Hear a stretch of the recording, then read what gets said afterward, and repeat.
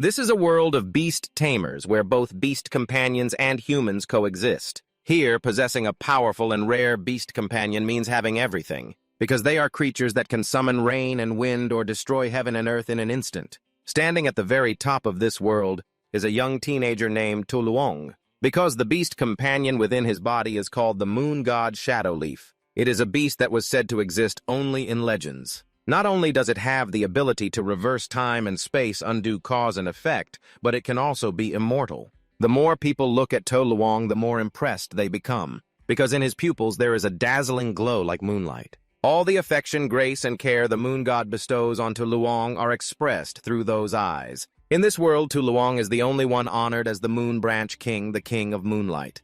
He is pursued and revered by countless people, but the life of the Moon Branch King, as formidable as it is, no one could defeat him. Yet he carelessly fell out of bed while sleeping and hit his head on the ground. That's how he ended up selling salt in a ridiculous way. And at that moment, another teenager with the same name from 21st century Earth transmigrated into this body. He simultaneously inherited numerous fragmented memories from the original Tuluong 2.0. At that time, he was truly shocked. When he first transmigrated, he became the top figure in the world, which should have been a blessing from above. However, it was only truly fortunate if all the information about that Moon Branch King was accurate. But when Tuluong checked the original owner's info, he discovered that his beast companion wasn't the legendary moon god Shadow Leaf at all, but just the Shadow Light Leaf, a low-grade moonlight-type beast companion. Damn, it was such a big scam. All hopes for a prestigious identity in the new world shattered, like awakening the beast companion at 14. Being titled Moon Branch King at 15, the highest-level student of the Moonlight Beast Tamer Academy. Founding the Moon Sect at 16, with millions of followers worshipping him as their leader. Receiving a declaration of war from the Emperor of Commercial Moon the night before, enrolling at 17. The decisive battle was to take place 3 years later. All were illusions. Yet the original owner wasn't lying, because he was deluded into thinking he was very strong, and also believed that the Shadow Light Leaf was the incarnation of a divine beast. Only when he fell into illusions did it reveal its true form as the moon god Shadow Leaf. Even when facing the challenge from the Emperor of Commercial Moon, an 8-star beast Tamer, the original Tuluong never showed hesitation or fear. Truly imposing and mighty. If this 21st century Tuluong hadn't relied on the system gained after transmigrating and seen his accurate info board, he might have believed the original's claims and just let it go. Tuluong then summoned the Shadow Light Leaf. After all, he needed to see his beast companion face to face. The Shadow Light Leaf appeared and stunned him for a few seconds, because it really looked adorable. But the bad news was, besides being cute, this creature was completely useless. Tuluong was utterly desperate. What to do now? Don't even mention the battle against the Emperor of Commercial Moon 3 years later. Even as an elite student of the Beast Tamer Academy, he wouldn't be able to win without the golden guiding hand that other male leads from Transmigration stories have. Clearly, the idea that Tuluong could defeat the Emperor of Commercial Moon in 3 years was just a pipe dream. Thinking of this, he seemed to remember something. It seemed the original owner's life really had something like a golden hand, because deep in the original owner's memories existed something mysterious and strange of unknown origin. He only knew that he was extremely hostile toward it. After trying to recall, Tuluong finally remembered its name, the Moon Branch Book. The moment he recalled it, the Moon Branch Book immediately appeared before him. It was originally a picture book containing drawings of many beast companions. Tuluong quickly understood how it worked. Every time he touched a new beast companion in reality, its image would appear in this picture book. Just like that, every time after Nwechithu collects enough value and a certain number of pet images, it will open a draw. At that time, Tuluong will have a chance to draw a pet of unknown rank. When he flipped to the Supreme Intellect Creature section, he also understood why the original owner rejected Nwechithu so much, because the drawing slot for the moon god blindfold was completely empty. This also means Nwechithu denies the existence of this pet, completely contradicting the original owner's belief that he possessed the legendary moon god blindfold creature. However, for Tuluong, this Nwechithu is nothing less than a golden hand. This is the Moonlight Taming Academy, where Moonlight system pets can be found everywhere. It's not hard to get close to them. Once he accumulates 10 draws, he might even actually draw that moon god blindfold. The 3-year battle is still far away. Who knows who will come out on top? The urgent matter now is to quickly grow stronger to truly live up to the title of Moonlight Chi King that he carries. Thinking this, Tuluong put on a jacket and then rushed outside. Under the high-level dormitory courtyard of Moonlight Taming Academy, student Bok Duyet-ni was feeding a cute moonlight rabbit. This greatly annoyed her close friend Tokan. Bok Duyet-ni, you're always feeding these low-level creatures. What if they really cling to you? What will you do then? Don't worry, Tokan. Of course I won't sign a contract with a low-level moonlight rabbit. I'm just playing with it a little. There's no problem. Why would there be a problem? Tokan shouted. You're an elite student of the academy. If you get tangled with too many mixed scents, you won't attract stronger pets anymore. Speaking of which, Tokan used Moonlight Chi King as an example. He said you've never actually interacted with ordinary pets, not to mention high-level pets. Even supreme pets just pass by without bothering to look at you. She guessed the reason was because his accompanying pet moon god Blindfold hated the scent of pets lower than itself. While they were talking suddenly, the moonlight rabbit perked up its ears, listening intently, then quickly ran away. They all looked in that direction and saw Tuluong walking by. Those eyes, containing a silver crescent moon full of power, just a single glance made people uncontrollably want to submit completely. At his feet, Tokan and Bok Duyet-ni watched Tuluong with fascination. And Tuluong also noticed them specifically. Bok Duyet-ni, because she had 2 cat ears, cat ear bullets, beast eyes. Could that be a human and a pet? Tuluong thought silently. Then he quickly dismissed this thought. The Moonlight Chi King's human normally didn't interact much with pets, nor was he very friendly. To avoid suspicion, he should still live according to the original owner's style. Thinking this, Tuluong coldly turned away. Then he went alone to the Moonlight shop. Inside, there were countless low-level pets.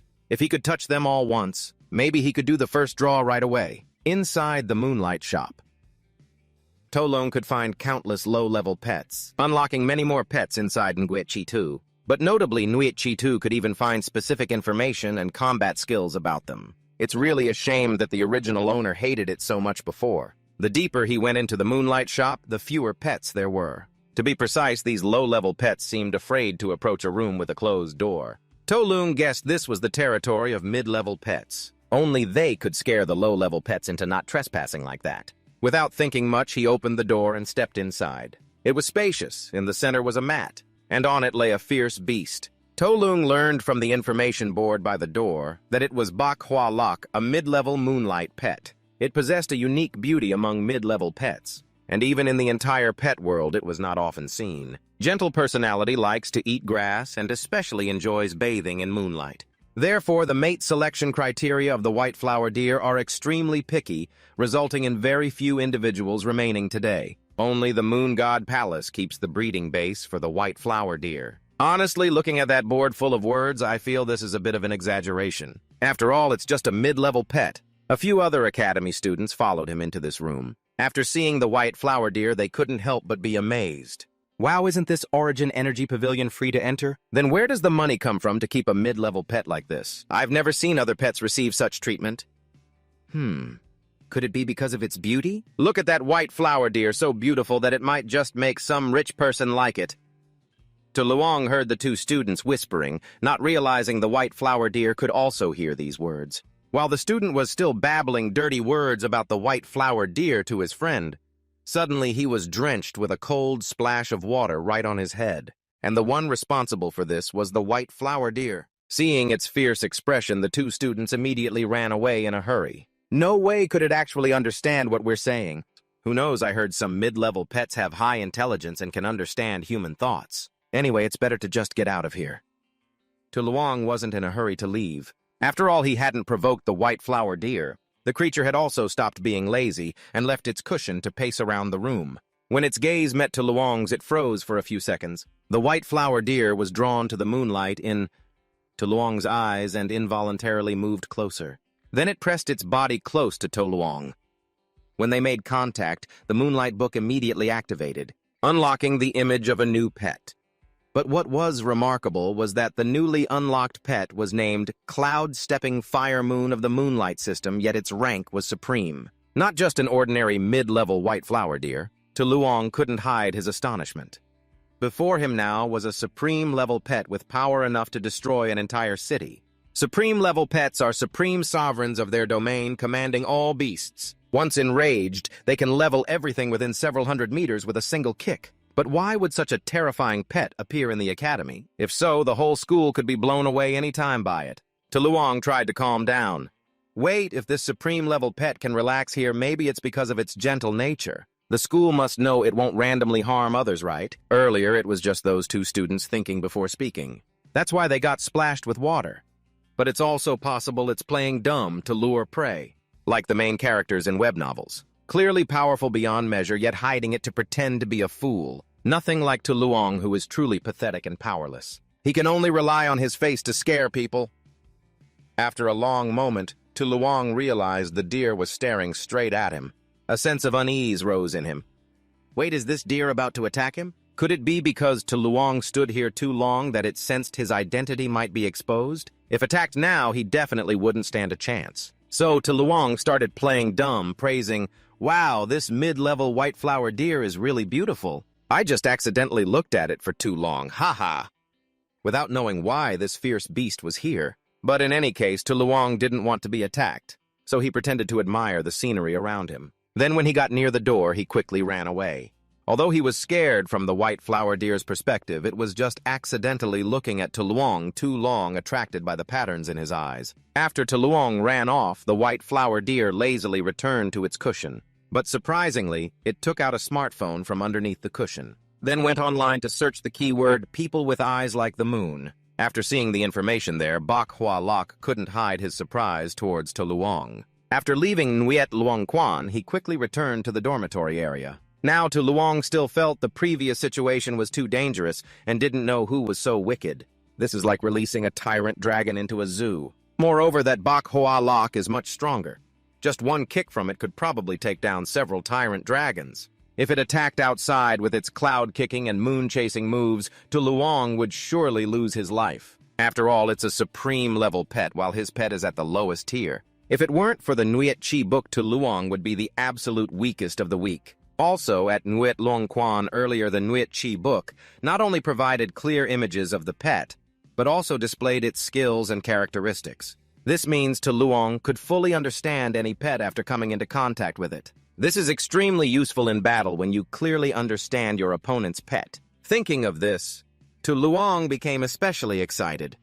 Taking advantage of the night, he wanted to find a small pet in the academy to test this feature of the Nuet Chi book. Then Tuluong saw the moonlight rabbit from earlier that afternoon. The thing is, according to the pet settings in this world, normally moonlight-type animals become crazed and violent when bathed in moonlight and their combat power suddenly increases. But this moonlight rabbit seemed to have no reaction to the moonlight at all. Thinking of this, Tuluong was scared stiff.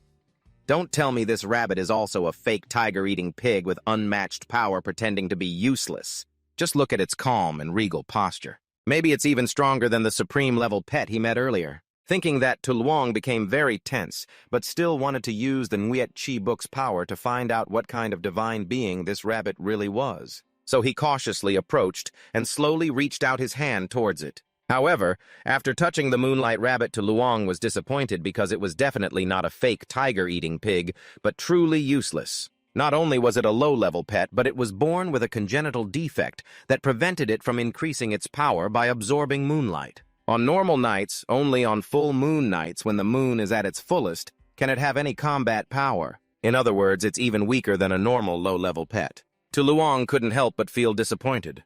Sure enough, the chance encounters with high-level pets were simply not meant to happen to him. It was just that Tuluong, holding the moonlight rabbit, was seen by someone. That person was Bok Duet Ni, the cat-eared, beast-eyed girl he met earlier that afternoon. Before going to bed, she intended to feed the little rabbit one more meal, but ended up catching Nguyet Chi Vuong, who absolutely never touched weak pets, casually holding the moonlight rabbit. Bok Duet Ni returned to her room in shock. Seeing Tukan leisurely relaxing with a face mask, she asked, "Tukan, do you think it's possible, just possible, that Nguyet Chi Vuong really likes small animals?" Tukan sprayed glue stiff for a few seconds, then asked back, "Huh, have you listened to so many lectures that your brain's fried?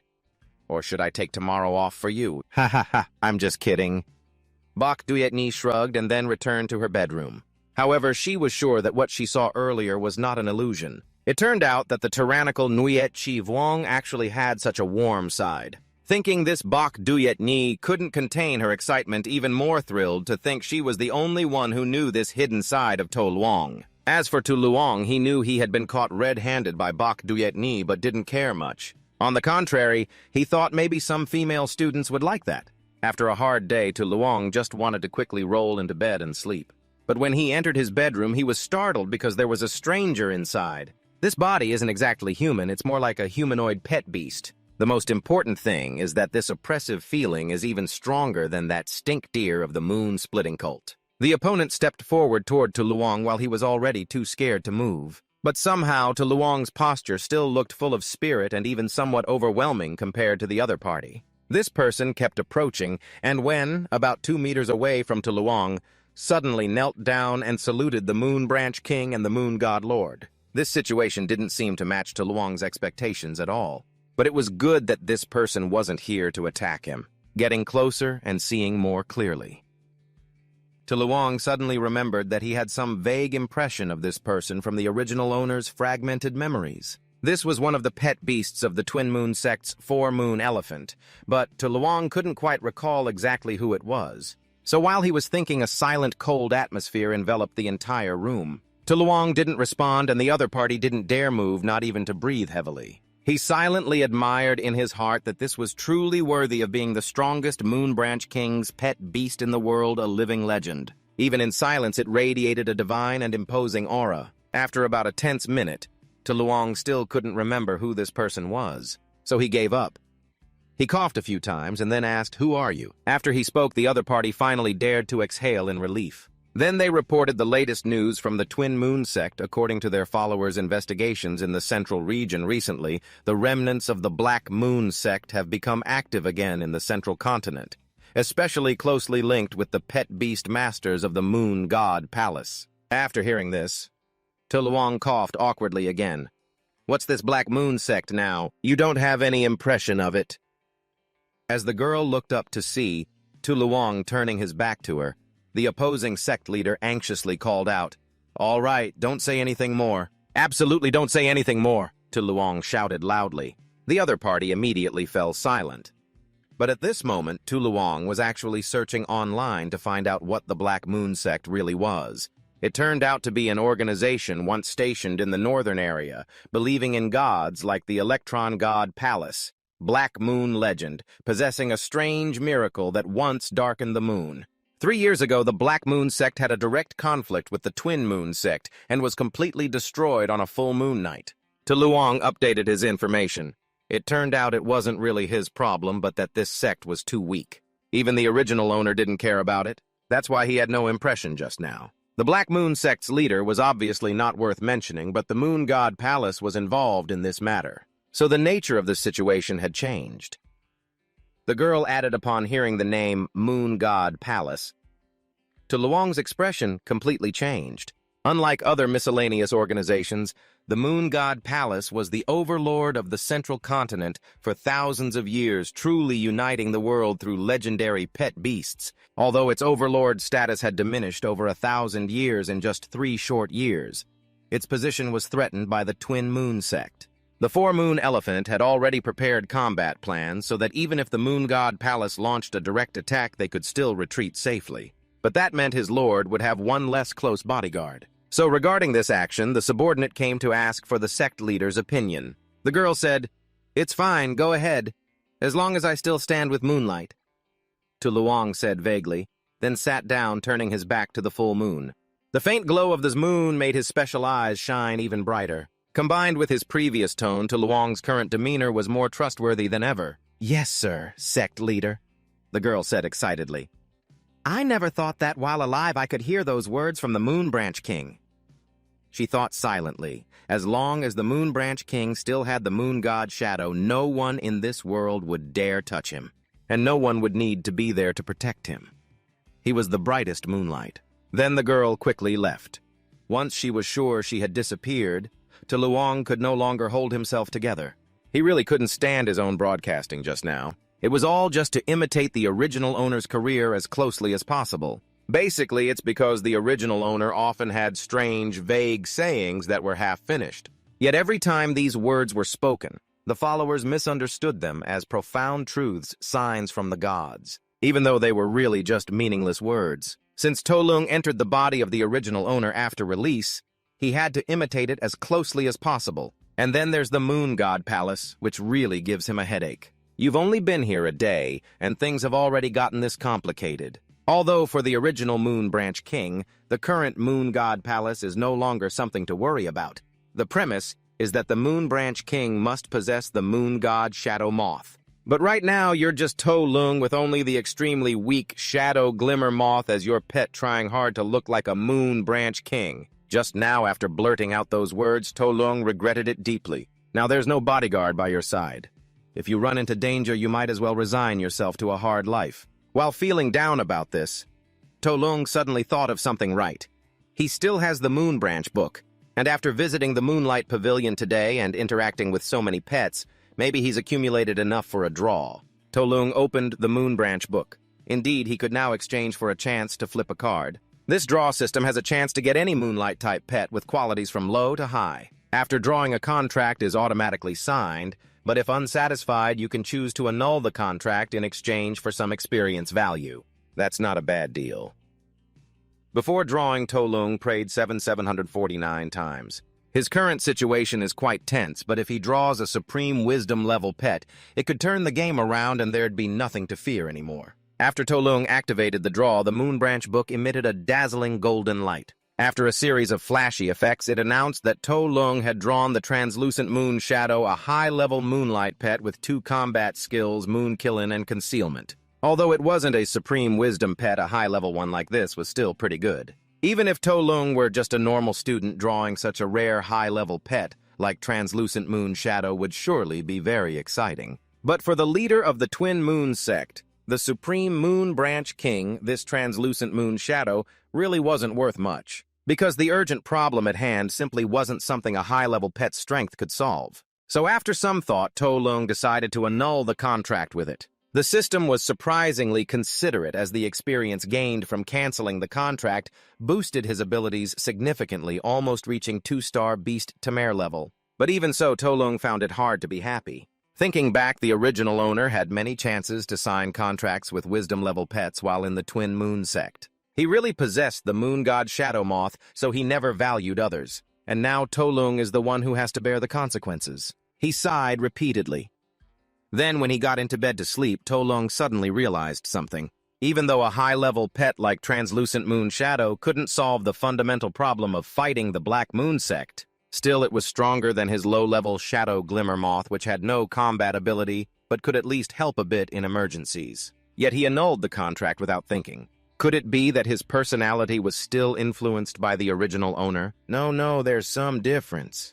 At least I don't believe the Moon God Shadow Moth is real, Tuluong thought silently.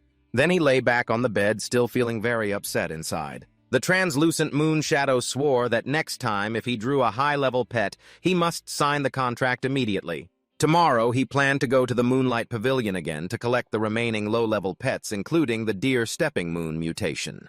Tuluong intended to feed it some good food to lure it along. The next morning, when the Cloud-Stepping Moon pet woke up, it found its big house had been destroyed. Who said you could wake up, baby? Cloud-Stepping Moon was startled, then realized the caretaker was grooming its fur.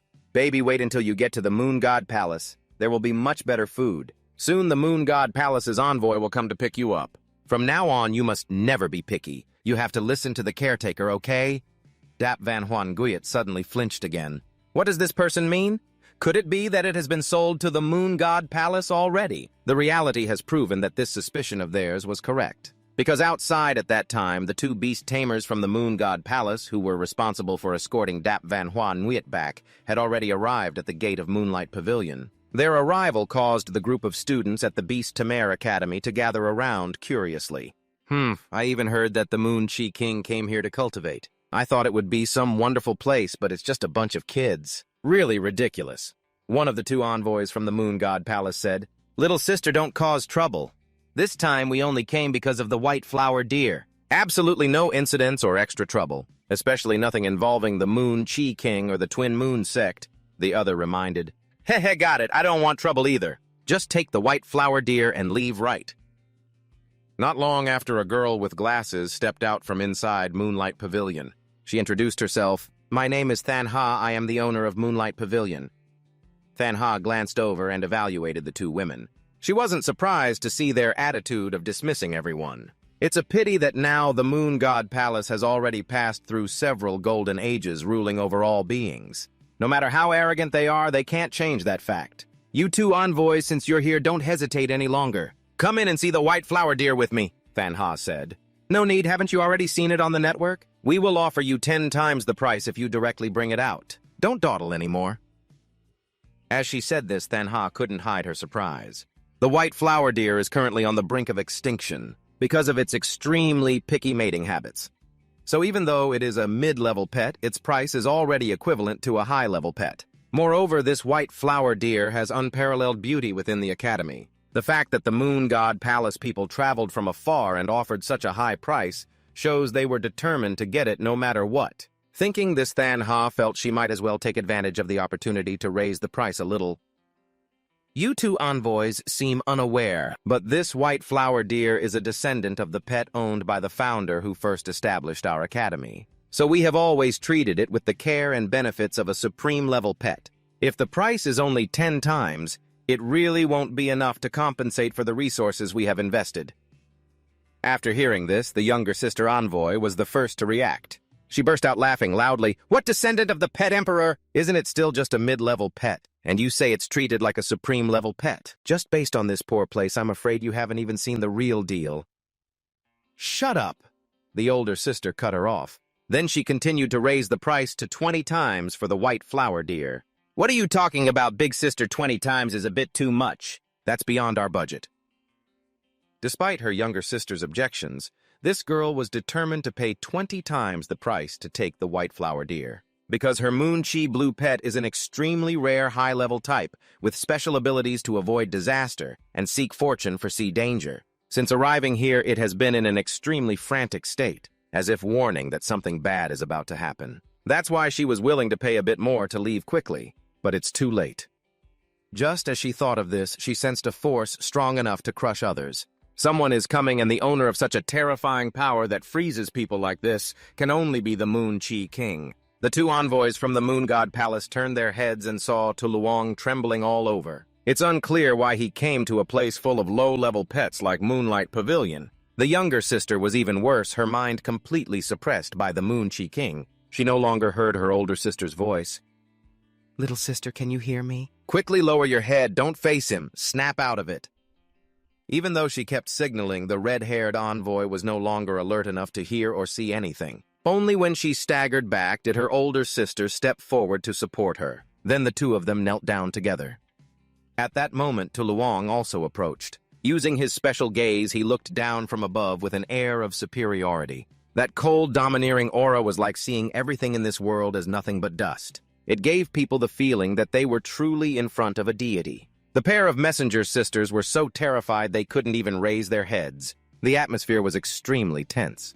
In reality, Tuluong was only staring at them a bit more out of curiosity about what people from the Moon God Palace were doing here. But because of his identity as the Moon Branch King, he couldn't openly ask. The two messengers grew even more afraid as Tuluong kept staring at them. They even thought he was in a bad mood and might want to take their lives. Fortunately, Thanha stepped in to save the situation. Lord Moon Fang she happily approached. "I am the owner of Moonlight Tavern. It is truly an honor to see your face in person today." Then Thanha happily boasted that she had just joined the Moon sect 3 months ago. She enthusiastically introduced that the two messengers were from the Moon God Palace here to buy a mid-level pet, specifically the white flower deer that Tuluong had seen yesterday. The appearance of that deer was truly perfect. Even the Moon God Palace had to pay a high price to buy it. Thanha went on, bragging. When she heard Moonlight Tavern wanted to sell the stomping dung deer, Tuluong was clearly unhappy. Moreover, that luxurious treatment turned out to be just because of its bloodline and appearance. The key point was that its true nature as a top-level intelligent pet was only known to him. This was something money couldn't buy. So Tuluong was even more determined not to let Moonlight Tavern sell it. Then Tuluong turned abruptly and threw out a cryptic line. "Go back. This is not the place for you. The moon is about to fall.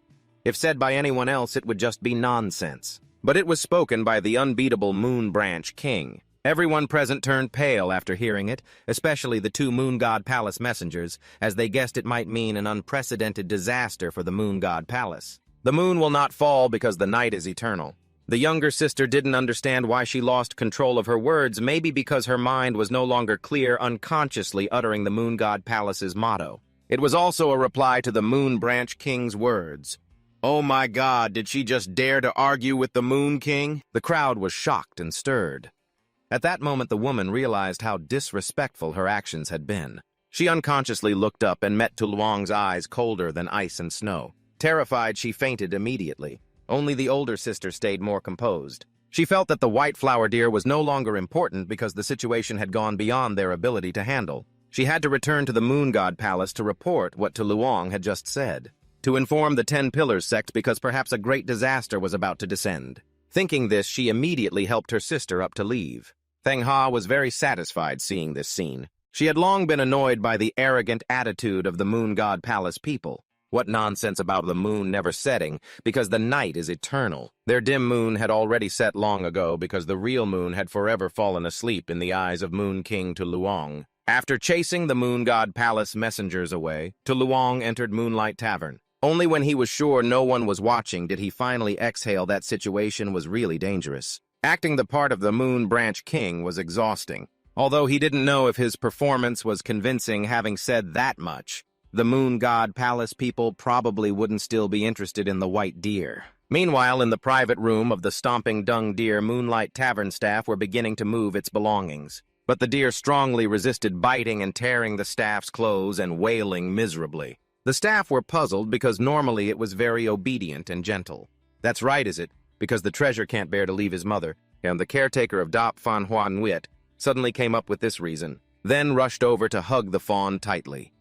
Don't worry, even if you go to the Moon God Palace, I will visit you often. Dap Fan Huan Nguyet's inner self strongly protested, who cares? It just doesn't want to go to the Moon God Palace. At that moment, Dap Fan Huan Nguyet's mattress was jolted.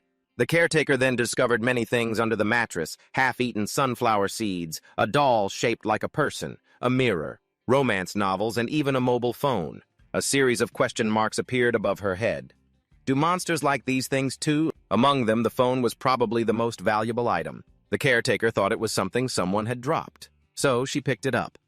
Seeing that Dap Fan Huan Nguyet became very tense, because it feared its browser history would be discovered. To protect this secret, it had to break its usual gentle image. It took a running start and charged at its closest caretaker with a headbutt. The phone in her hand flew up and then landed in the hands of Tuluong, who had just rushed into the room. This situation was even worse than having the caretaker see its browsing history. Tuluong looked at the phone in his hand and saw the screen displaying a cheesy romance novel between a monarch and a monster. He was truly speechless. Meanwhile, Dap Fan Huan Nguyet, too embarrassed, hid behind his bed. Now he just wished there was a hole he could crawl into. After a few seconds, Tuluong decided to regain his cold boy demeanor by throwing the phone away. Then he declared, "Today's deal with the Moon God Palace is cancelled. Everyone no longer needs to pack up. The people from the Twin Moon sect will soon come to negotiate buying the Moonlight Tavern." After saying that, Tuluong left without any unnecessary moves, leaving the staff behind, stunned. He originally came today to discuss acquiring the Moonlight Tavern. Running into people from the Moon God Palace was just unexpected. Anyway, having this place as a cover allows him to interact openly with many lower-level monsters. However, Tuluong did not expect to immediately encounter the embarrassing scene of the Supreme Pet. He was just afraid that it would be too embarrassed and go crazy, goring him to death, so he quickly retreated like this. He left, leaving the scene completely silent. After a few seconds of processing the information, the staff couldn't help but exclaim in amazement. Did the Moon Branch King really declare the cancellation of the deal? Did he meet the envoy from the Moon God Palace outside? What happened just now? I really want to know. I heard the deal was unilaterally terminated. So ruthless, no wonder he's the Moon King. Wait, does that mean he declared war on the Moon God Palace? We will definitely be protected by the Twin Moon sect, right? But I'm even more curious about that phone. What could be on the phone to make the Moon Branch King show that expression? Dap Van Huan Nguyet's pride flared up upon hearing this. Before anyone could touch the phone again, it rushed over, bit down hard on the phone, and dashed outside. The staff couldn't catch up and could only look at each other in confusion, wondering what's wrong with this kid. Could it be a rebellious phase? Dap Van Hoan Nguyen ran like the wind out of the Moonlight Tavern chasing after Tuluong. The other day he saw through its identity. Today he discovered its embarrassing browsing history. Dap Van Hoan Nguyen felt that if he let Tuluong leave the Moonlight Tavern like this today, he'd have no choice but to move to another planet to save face. Stop, Nguyen Phuong, you've seen everything. The fawn ran very fast and soon blocked, Tuluong urgently calling out. Its voice sounded very pleasant, and it was a girl's voice. Tuluong immediately understood why he was reading that cheesy romance novel. If you dare to reveal this secret, I will definitely not let you off. Da Van Hoan Nguyen again threatened Tuluong. Silent for a few seconds, her face showed no expression at all. When that deer thought it had successfully scared him, the always cold Moon Branch King suddenly sneered, "Hold back your sorrow. Sometimes losing face is just a way to say goodbye to your past self, right woman. You have successfully caught my attention." Tuluong continued repeating the lines from that ridiculous novel, making Da Van Hoan Nguyen so embarrassed she wanted to crawl into a hole. "Shut up, just shut up. Don't think I'm afraid just because you're the Moon Branch King," he shouted. "If I ever hear you reveal my identity or that line to anyone, I will immediately rush out of Moonlight Pavilion, run to your front door, then throw myself at your feet to spill blood all over you." Although Da Van Hoan Nguyen's threats weren't very intimidating, they reminded Tuluong of something. That is, if you call the name of a pet within a certain radius, it can sense it deep inside. This is the unique sixth sense only pets of supreme quality possess. So Tuluong took this opportunity to negotiate a bit with Da Van Hoan Nguyen. "So if I call you, we'll definitely come right." "Of course," the deer shouted, then suddenly realized the situation was a bit off. Just now it was threatening. "Tuluong, so why did it turn out like this now?" "Then it's settled. From now on, if I call and you don't come, I will reveal your secrets to everyone," Tuluong said, then walked away casually. Da Van Hoan Nguyen was stunned, but when she saw Tuluong disappearing from sight, she suddenly shouted loudly, "Be careful on full moon days!" To maintain his cold boy image, Tuluong didn't even bother to turn back after hearing that. Only stayed for an hour, then went straight back to the dorm. After his figure was completely out of sight, Da Van Hoan Nguyen still stood there confused. Thinking about Tuluong's words, maybe from reading too many novels, she felt those words were no different from a domineering CEO's confession, making her maiden heart soar with joy. As for Tuluong, after making sure he was safe as usual, he had to find a secluded spot to continuously regulate his breathing after the recent tension, essentially. Tuluong just wanted to tease Da Van Hoan Nguyen a little because her embarrassed expression was very entertaining. Who knew he'd go too far and end up threatening her, and apparently even succeeded? Looks like that deer really cares about her face. However, Tuluong didn't understand the meaning of her last words. Be careful on full moon days. Still, he felt uneasy. Could something happen 3 days from the full moon? If that's true, Tuluong is in a dangerous situation. Because according to the Song Nguyen sect's personnel deployment plan, there is currently no bodyguard by his side. So, if he wants to be certain, he should probably strengthen his pet team a bit.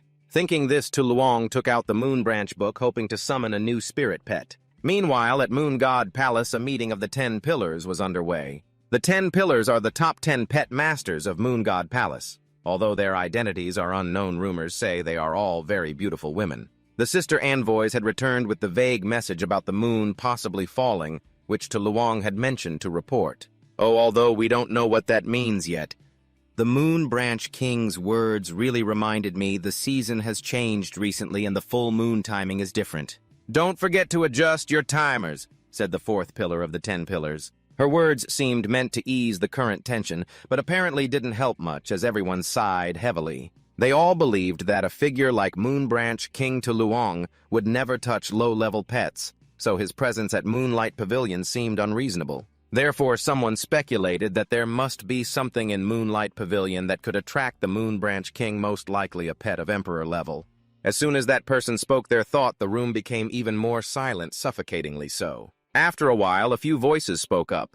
"You say an Emperor-level pet, but if the Moonlight King has the ability to control Emperor-level creatures, then that's correct. That also means the divine spell residing within the Moonlight King's body is about to awaken. If it truly awakens, then our Moon God Palace will no longer have the ability to resist." Besides the direct meeting between the 10 pillars, the 4 pillars are also representing the Moon God Palace to communicate online with the followers of the Black Moon sect. And given the unfavorable situation, they are desperately requesting support from the Moon God Palace to protect the safety of their sect.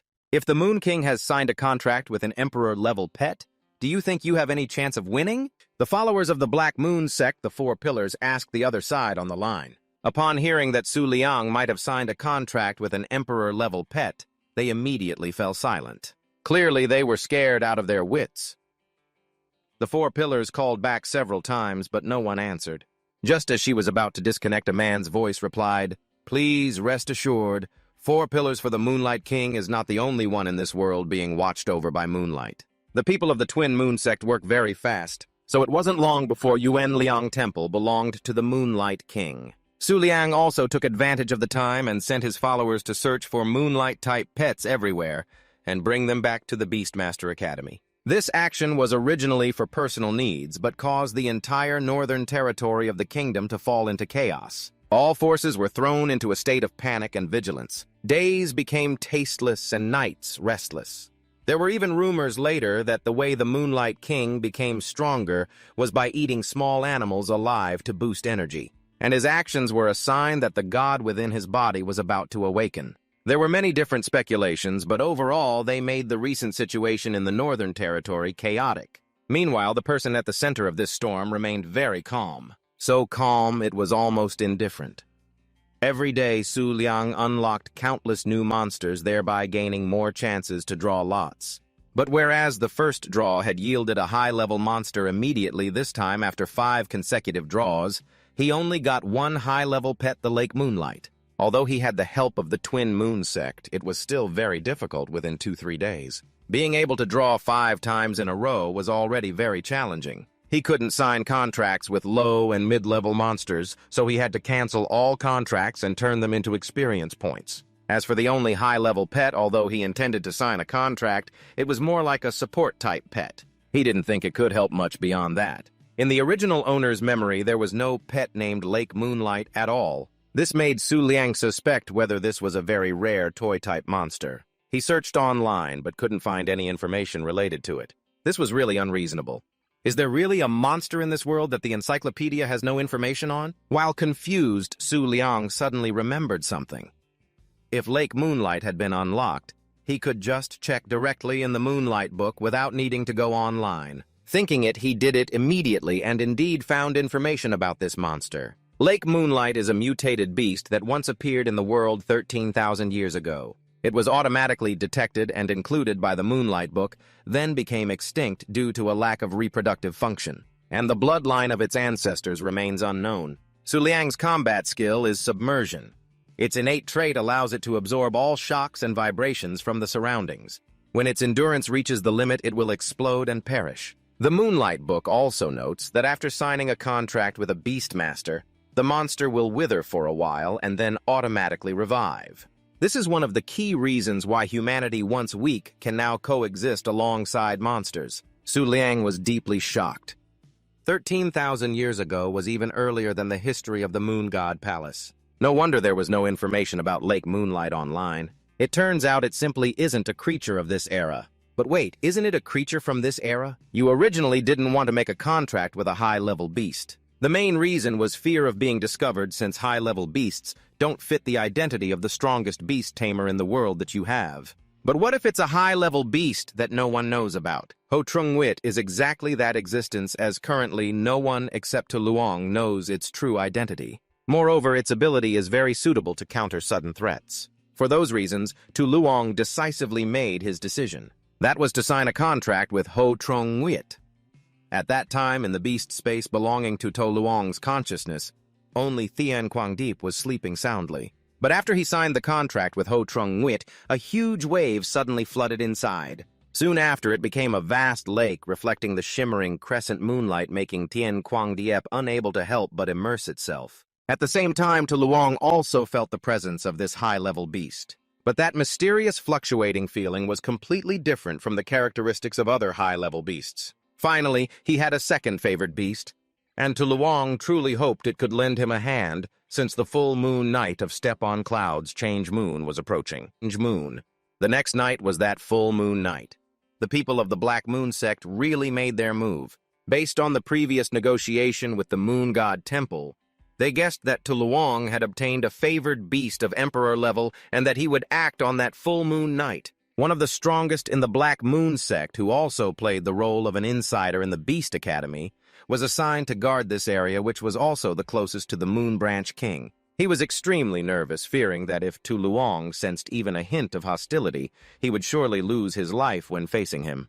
Meanwhile, Tuluong was still in his dormitory, and strangely his theme Quang Diep kept flying back and forth anxiously. Whereas on previous full moon nights it was never like this. Ho Trung Nguyet was still sleeping soundly and seemed completely normal. Therefore, Tuluong speculated that a powerful beast had probably appeared in the academy and frightened the low-level beasts like Team Quang Diep. "All right, stop fussing. I'll take you outside to check it out," Tuluong said to Team Quang Diep. Only then did it obediently perch on his shoulder. Although full moon nights were curfew time at the academy, that wasn't a problem for Tuluong because of his special status. If an abnormal situation happened in the academy, the target was likely him, and if danger really occurred, an open space would be easier to counterattack in than a closed dorm room. Besides, Tuluong didn't want to involve other students. After leaving his room, Tuluong realized that not only his theme Quang Diep, but many other low-level favored beasts in the male dormitory were in an overly excited state. The students were running in panic trying to catch their favored beasts. This made him even more uneasy. Could it be that the Step on Cloud's change moon really warned that a strange beast would attack Tuluong on the full moon night? Tuluong was both tense and excited. What kind of beast would the bold person who dared to target him have? Just as he thought this, a loud noise suddenly occurred. It seemed to come from the neighboring building. Tuluong immediately ran to the window to investigate. Then he discovered that the roof of that building had been blown off, and this disturbance didn't seem to be aimed at him. In fact, the person just attacked was the Black Moon sect insider who had infiltrated the Beast Academy, and the noise was caused by him being attacked by a strange creature. It was strange because the creature clearly looked like a low-level moonlight rabbit, but its size and aura were overwhelmingly powerful. It was nothing like a weak moonlight rabbit at all. In fact, it was a moonlight rabbit with a congenital defect that could only manifest its power on the fullest moon nights. But except for Tuluong, who had the Moon Branch book, who else knew that? And the insider was no different. He couldn't explain the creature in front of him at this moment. The moonlight rabbit used its 2 long ears to continuously attack the places it hit. Even solid bricks and stones are crushed to pieces. In the dormitory, the low-level pets grew increasingly frightened and agitated by the noises outside, along with the roars of the moonlight rabbit. And a similar situation was happening at the Moonlight Pavilion. The low-level pets outside were running around chaotically, but strangely, they all ran toward Manhwa Nguyet's room. This white deer, who had been asleep, was awakened by the noise and couldn't help but feel annoyed. "What's all this noise in the middle of the night? It's so annoying, everyone go back to sleep." The pressure Manhwa Nguyet exerted obviously far exceeded that of the moonlight rabbit. After hearing these words from him, the little low-level beasts became obedient. Each one voluntarily returned to their nest to continue sleeping. Meanwhile, Manhwa Nguyet, awakened in the middle of the night, couldn't fall back asleep, and started reminiscing about the words Tuluong said that morning, then felt embarrassed by himself. He is the Moon Branch King, comparable to the great Emperor Thuong Nguyet. Why on earth would he need to ask me for help? Manhwa Nguyet thought to himself. Then he himself came up with the hypothesis that Tuluong was still too young. In fact, his strength hadn't yet reached its peak. That's why he needed to borrow Manhwa Nguyet's power to overcome dangers. That foolish deer really thought that way to hypnotize himself into believing he was very useful to Tuluong. Back at the dormitory area, the Moonlight Rabbit Academy was still in a state of frenzy. The spy, who was considered very strong within the Black Moon sect, was also astonished that its power far exceeded his expectations. But seeing that rabbit destroying the Academy's facilities at this scale, he guessed it wasn't the property of the Twin Moon sect, but just a crazed beast under the moonlight. He just feared these disturbances would alert the Moon Branch King. If that happened, neither he nor the rabbit would have a safe way to retreat. Safe, I said safe. Don't you know this is the territory of the Moon Branch King? Originally wanting to negotiate a ceasefire, but the Moonlight Rabbit had already lost all reason, so even hearing these words didn't register. It didn't even wait for the other party to finish speaking before continuing its attack. The powerful, fierce attacks poured in. The spy hurriedly commanded his pet Lin Dun Nguyet to use its large body to block the blows. As a result, those two fish were battered all over, but the moonlight rabbit's attacks were effectively neutralized. "Well done, Lin Dunwit," he patted his pet. The wounds on it slowly healed. After that situation, he considered that he had grasped the opponent's strength. Although its power was great, it acted sluggishly. It didn't resemble a high-level beast with any intelligence at all. It definitely wasn't a supreme intelligence-level pet. Otherwise, his Lin Dunwit wouldn't have failed to block that attack. Interesting. If it hasn't alerted the Moon Branch King, then why should I fear you? The Black Moon Sect spy laughed. Then he jumped down from Lin Dunwit's back and allowed his pet to lift the curfew, permitted to absorb the moonlight. Immediately under the energy of the full moon, the two fish merged into a fierce shark. But at the same time, the spy also felt a terrible pain spreading from his chest. "Lin Dunwit, stop absorbing!" he shouted. He had almost reached his limit just now, except for the great Emperor Tuluong and the Moon God Palace family. No beast tamers are allowed to let their pets absorb moonlight indefinitely. Otherwise, the price to pay is the beast tamer's body exploding and withering. As for the Moon Branch King Tuluong, this spy guessed he had long surpassed normal limits. Then he unleashed Lin Dunwit's power to charge and attack that giant moonlight rabbit. The moment the two beasts collided, the Academy endured a violent tremor leading to an emergency evacuation. At first, Academy staff thought it was an enemy force attacking, but they quickly dismissed that possibility. With the Moon Branch King here, no fool would dare to launch an attack first. It's probably some kind of monster that absorbed too much power from the moonlight and lost control. Yeah, probably. But anyway, a monster under the full moon is really dangerous. One even fought a teacher before. Speaking of which, two Academy staff suddenly saw a shadow dash past them. At first, they thought it was just some student running around recklessly. But when they looked closely, they realized it was Tuluong. Moonlight is about to rise. Tuluong said something vague and cryptic. Although he didn't really understand what he was saying, it sounded pretty cool. After speaking, Tuluong turned and left. Even though he now had Ho Trung Nguyet with him, he still felt a lingering sense of insecurity, especially on this full moon night. To use the original owner's slang to express that feeling, it would be, "Moonlight is watching me, huh?" Lin Dunwit the mole launched a very vicious attack, so ruthless that he thought all that was left after would be to collect the moonlight rabbit's corpse. But who would have guessed that after the aftershock passed, he saw that rabbit still standing tall. This dealt a heavy blow to him. Lin Dunwit was the pet that helped him gain a position in the Black Moon Sect, and now even a simple crazed monster couldn't defeat it. At the same time, Takan and Bok Duyet Nhi, hiding behind a nearby building, witnessed the entire battle firsthand. Although they knew it was dangerous, they still came here to watch the excitement since the dorm ceiling had already been blown off. But Bok Duyet Nhi kept feeling that the monster looked somewhat familiar. Takan thought it was a high-level plush rabbit, but its body shape was definitely abnormal. After a few more words, they saw the battle clearly tipping to one side. The moonlight rabbit had tied up Lin Dunwit tightly with its two long ears. Then it slammed him hard to the ground. The shark in front of the rabbit had turned into a koi fish. Its wound healing speed could no longer keep up with the damage inflicted by its opponent. The Black Moon Sect mole was driven into a corner. He ordered his pet to unleash the deadly move Swallow the Moon. This move was terrifying because once the target was hit, it would be torn apart by an invisible force released by Lin Dunwit until the target stopped breathing. But this overwhelming move hadn't even finished activating before the moonlight rabbit let out a roar, then swallowed the invisible force released by Lin Dunwit. Watching this, he was stunned and speechless. He couldn't believe that a simple beast could have such terrifying combat skills. Bok Duyet Nhi just stood there with her mouth wide open in amazement, in awe of the rabbit's terrifying power. Until Takan suddenly hugged her from behind, then summoned his pet Moonsilver Fox. That monster used its large tails to form a shield protecting the two of them. Immediately after, the moonlight rabbit poured all its strength back, releasing all the power it had swallowed earlier. This backfire had destructive power comparable to a nuclear bomb, and Lin Dunwit undoubtedly turned into a grilled fish. This battle was a complete defeat for the mole. The massive shockwave blew away a section of the Academy. Takan's and Bok Duyet Nhi's pets survived luckily because Bok Duyet Nhi had already summoned her pet too. Otherwise, with only Moonsilver Fox, they probably would have lost half their lives. But Bok Duyet Nhi's white tiger had attracted the moonlight rabbit's attention. Now they had nowhere to run. Seeing the rabbit staring directly at them, the two girls could only tremble and hold each other, thinking this was really the end. However, the moonlight rabbit just approached them, then stood still without any sign of attacking. Moreover, Tukan felt its gaze toward Bach. Duyet Ni had no hint of hostility. I don't know how long after that giant rabbit left my sight, it then lifted the spy stuck in the rubble. After such a strong shock, he still had a bit of breath left. Truly as durable as Xiaoqiang.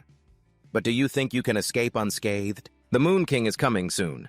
He will turn you into his dish. It seems out of desperation this guy screamed threats. But not only did it fail to intimidate it, actually angered Moonlight Rabbit. It threw the spy hard onto the ground, then lifted a foot, clearly intending to stomp the powerless man. Bai Yunai saw this scene and wanted to rush forward to stop it.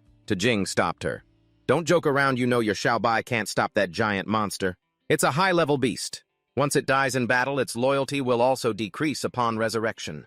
But we can't just stand by and watch that person die here. How can we watch death and not save him by Yuani? Jing was already used to this personality of his friend. So knowing he couldn't persuade her, he could only let Bai Yuani do whatever she wanted. However, just as she was about to summon her pet, a hand suddenly stretched out and blocked her path. The Moon Branch King.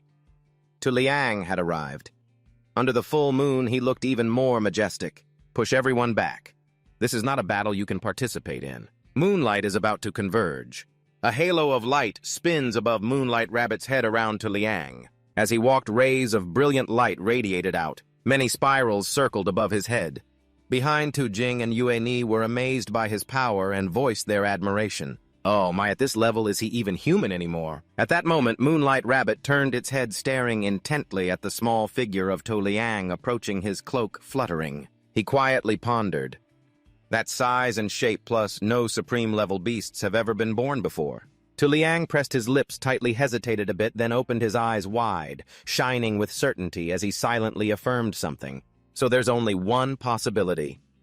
10 minutes ago, Tuluong had secretly watched Jing and Yuani from behind a rock. A feeling of unease rose in his mind.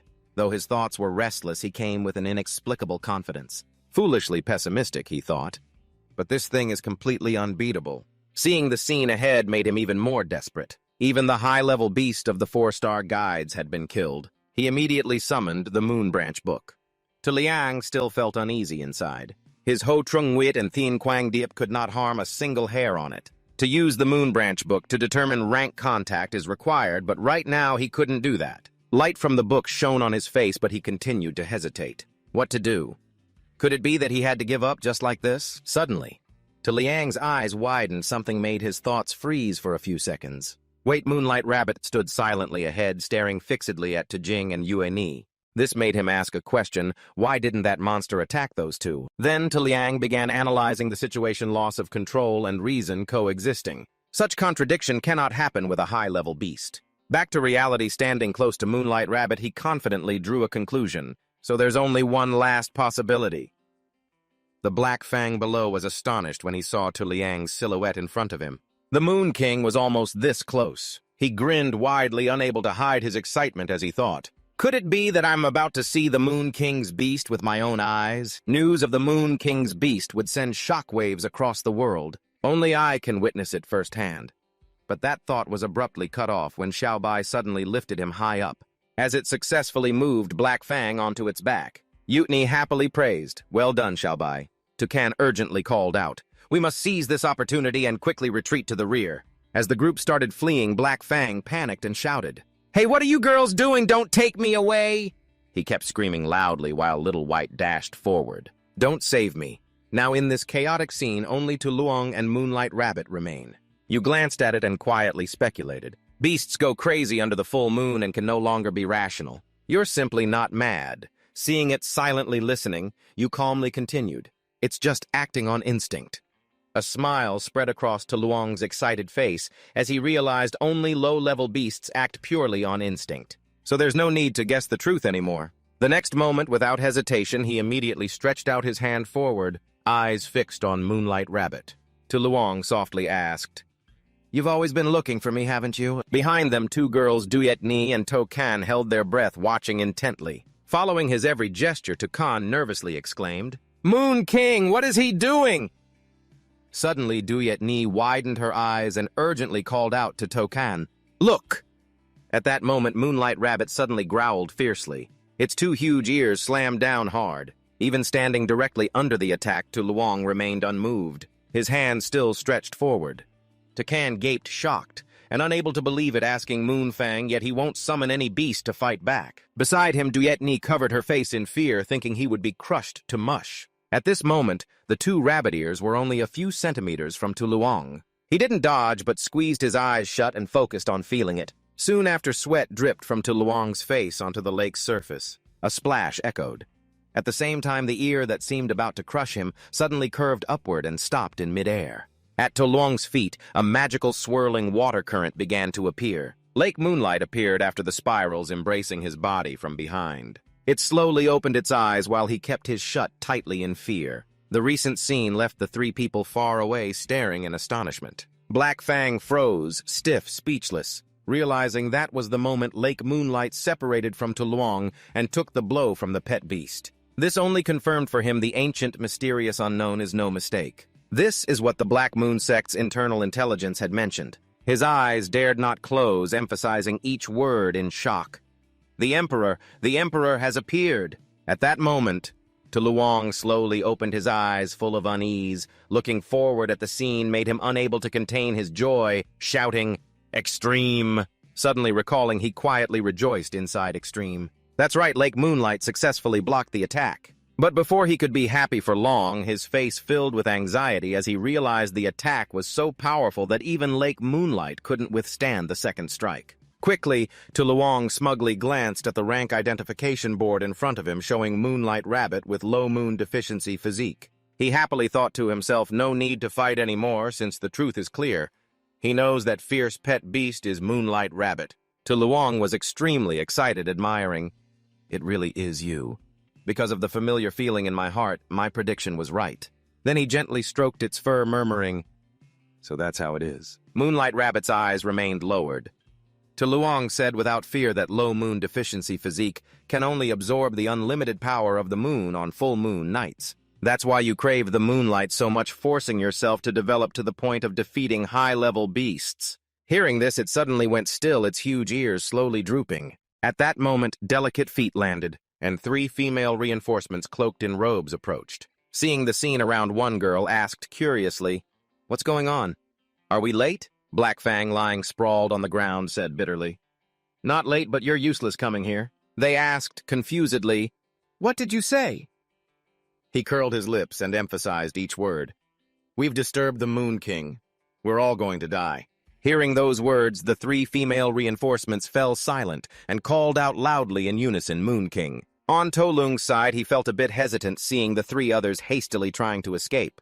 With reinforcements here, they couldn't afford to linger any longer. Then he turned to the Moonlight Rabbit and murmured, "So you came because of me." As soon as he finished speaking, it suddenly placed its hand on the ground. The next moment, it abruptly lowered its head to the ground. Before Tuluong, the scene made the three female reinforcements stand silently, stammering this, pleased with the Moonlight Rabbit's action. Tuluong smirked and informed it, "Persisting with the moonlight like that. I see your determination. I will grant you the moonlight you desire most." He lowered his voice and whispered into its ear, then promised to meet again where we first met. As soon as the words finished, the Moonlight Rabbit slowly stood up, then immediately turned and scampered off into the night. Amidst the reinforcements' chatter, "Why did it run away? Shouldn't we chase it? Chase what? The Moon King hasn't even taken his turn yet, haven't you?" Suddenly, Hakin leapt forward unwillingly, shouting, "Are we just going to let it go like that?" Filled with resentment inside, "Damn it! I almost got beaten to death and the Emperor Beast wasn't visible clearly." Then he looked at Tuluong and shouted, "Lord Moonlight, that monster attacked you. How can you forgive it?" He turned his cold face to him and said in a deep voice, "Was that really an attack just now?" Hakin was startled briefly and couldn't say another word when he realized what. Those eyes, that crescent moon, had changed into a unique full moon shape. Inside Hakin's mind, a voice suddenly whispered by his ear, "Hakin, what did you see?" The question was asked, but no answer came. The voice sounded again, "Hakin, if you hear me, answer." Yet he still stood there stiffly unmoved. Suddenly the image of the Moonlight Rabbit appeared in his mind. Next was the scene of Lindu Nguyet being defeated in an instant, burning black, and then instantly vanishing. Then came the sight of Tuluong holding Ho Trung Nguyet tightly from behind. Finally, the icy cold face of Tuluong, The face with the eye that was once a crescent moon, now transformed into a full moon. After piecing together all the witnessed scenes, Hak-Kin finally muttered Emperor. His whole body trembled uncontrollably. His face darkened with no trace of blood. The next moment he dropped to his knees, holding his head in panic, and exclaimed, "Emperor! Yes, it's the Emperor! I've seen it!" He kept yelling uncontrollably. The Moon King is truly terrifying. Afterward, he slumped down, breathing heavily. That voice spoke up right after, "Stop for today, continuing will only become a burden for you." A figure gradually appeared before Hak-Kin and continued speaking. Hak-King just last night, Transmigrated appeared in the Northern Territory. Sweat poured down his face like a shower, anxiously awaiting the next words. The next moment, he was transported somewhere. Under this charge, the third branch deputy leader of the Black Moon sect arrived in the Northern Territory. This time you will continue to be responsible for internal affairs. Though terrified, Hak-Kin raised his hand, yet the other person ignored it and instructed, "You must observe all of the Moon King's movements. Report immediately if there is any unusual activity." Suddenly, Hak-Kin appeared in a sickbed, his hand still raised forward while calmly observing his surroundings. He anxiously wondered, this is the medical room of the academy. Did I have a nightmare? But his eyes became vacant. Then a thought flashed through, wait, it's not a nightmare. Hak-Kin placed his hand on his head where a dull ache appeared, firmly convinced that was the beast of the high-ranking leader. The pact between the moon and dreams above is directing me. Transmigrated has appeared in the Northern Territory, and a deputy leader has already arrived there. Remembering Tuluong's back, Hak-Kin thought confusedly, but who will face the Moon King's Emperor? His eyes flashed with astonishment as he suddenly thought, no way could it be those people. Thinking of this, Hak-Kin suddenly turned his head and stared wide-eyed at the scene outside. At the same time, in the academy dormitory, our Tuluong blinked lightly as he felt something stirring. When he opened his eyes wide, the adorable face of Nguyet Quang Tho appeared, startling him so much that he screamed. He panicked and stepped back, confused by it. But then Tuluong paused for a moment. Only then did he breathe a sigh of relief as he remembered, oh, right, just recalled. Looking at Nguyet Quang Tho, raising both hands joyfully, Tuluong whispered to himself, I've already signed a contract with this kid. Flashing back to last night on the way to the meeting point with Nguyet Quang Tho, Tuluong was a little worried, thinking I said we'd meet again where we first met. He must have understood, right? But suddenly he gasped and looked ahead, eyes sparkling with surprise, seeing Nguyet Quang Tho playing and frolicking with a butterfly. Tuluong happily thought to himself, you really are here. He cleared his throat lightly as a less than pleasant idea arose in his mind. After all, pretending to be a mighty boss in front of everyone, if it discovers the weak and angry Nguyet Vuong on the spot, it's all over for me. So to ensure safety, it's best to sign the contract somewhere with no one around. Thinking that he regained his composure, stretched out his hand and requested then, Nguyet Quang Tho, please sign the contract with me. Nguyet Quang Tho remained unmoved within its aura, standing still, and allowing Tuluong to capture it at will. After finishing, he looked a bit disappointed at what appeared before him, silently feeling hurt. This contract board really doesn't look anything like Nguyet Vuong. The three pets who had signed contracts with Tuluong appeared one after another, first the low-level Theme Quang Diep Nguyet Quang, followed by the high-level Ho Trung Nguyet Quang. The latest is the low-level Tho Nguyet Quang with physical flaws. But then he smiled, reassuring himself, although it's a low-level Tho Nguyet Quang, outwardly it can crush high-level beasts on a full moon night. Tuluong stroked his chin quietly, wondering if its maximum limit might reach a higher level. As he pondered those words, his face suddenly darkened and his thoughts were abruptly cut off. Right now, Nguyet Quang Tho was on the floor, biting Tuluong's shoe repeatedly. Then it looked up with its super adorable face, its eyes sparkling like pearls, gazing at him. Seeing this, Tuluong put his hand on his forehead in exasperation and walked away. Then he came up with an idea, still go to Nguyet Lung Quan to find Dapfun and confirm something about Tho Nguyet Quang. After putting on neat clothes, Tuluong opened the door and stepped outside, but suddenly froze, watching the female students excitedly running in one direction down the hallway. He wondered what was going on, glancing left and right. Tuluong was surprised to realize that it seemed different from what happened yesterday. At that moment, an excited female friend exclaimed, there really is a wild, supreme-level Nguyet Quang beast that has come to the Northern Territory, and it's not far from the apprenticeship area.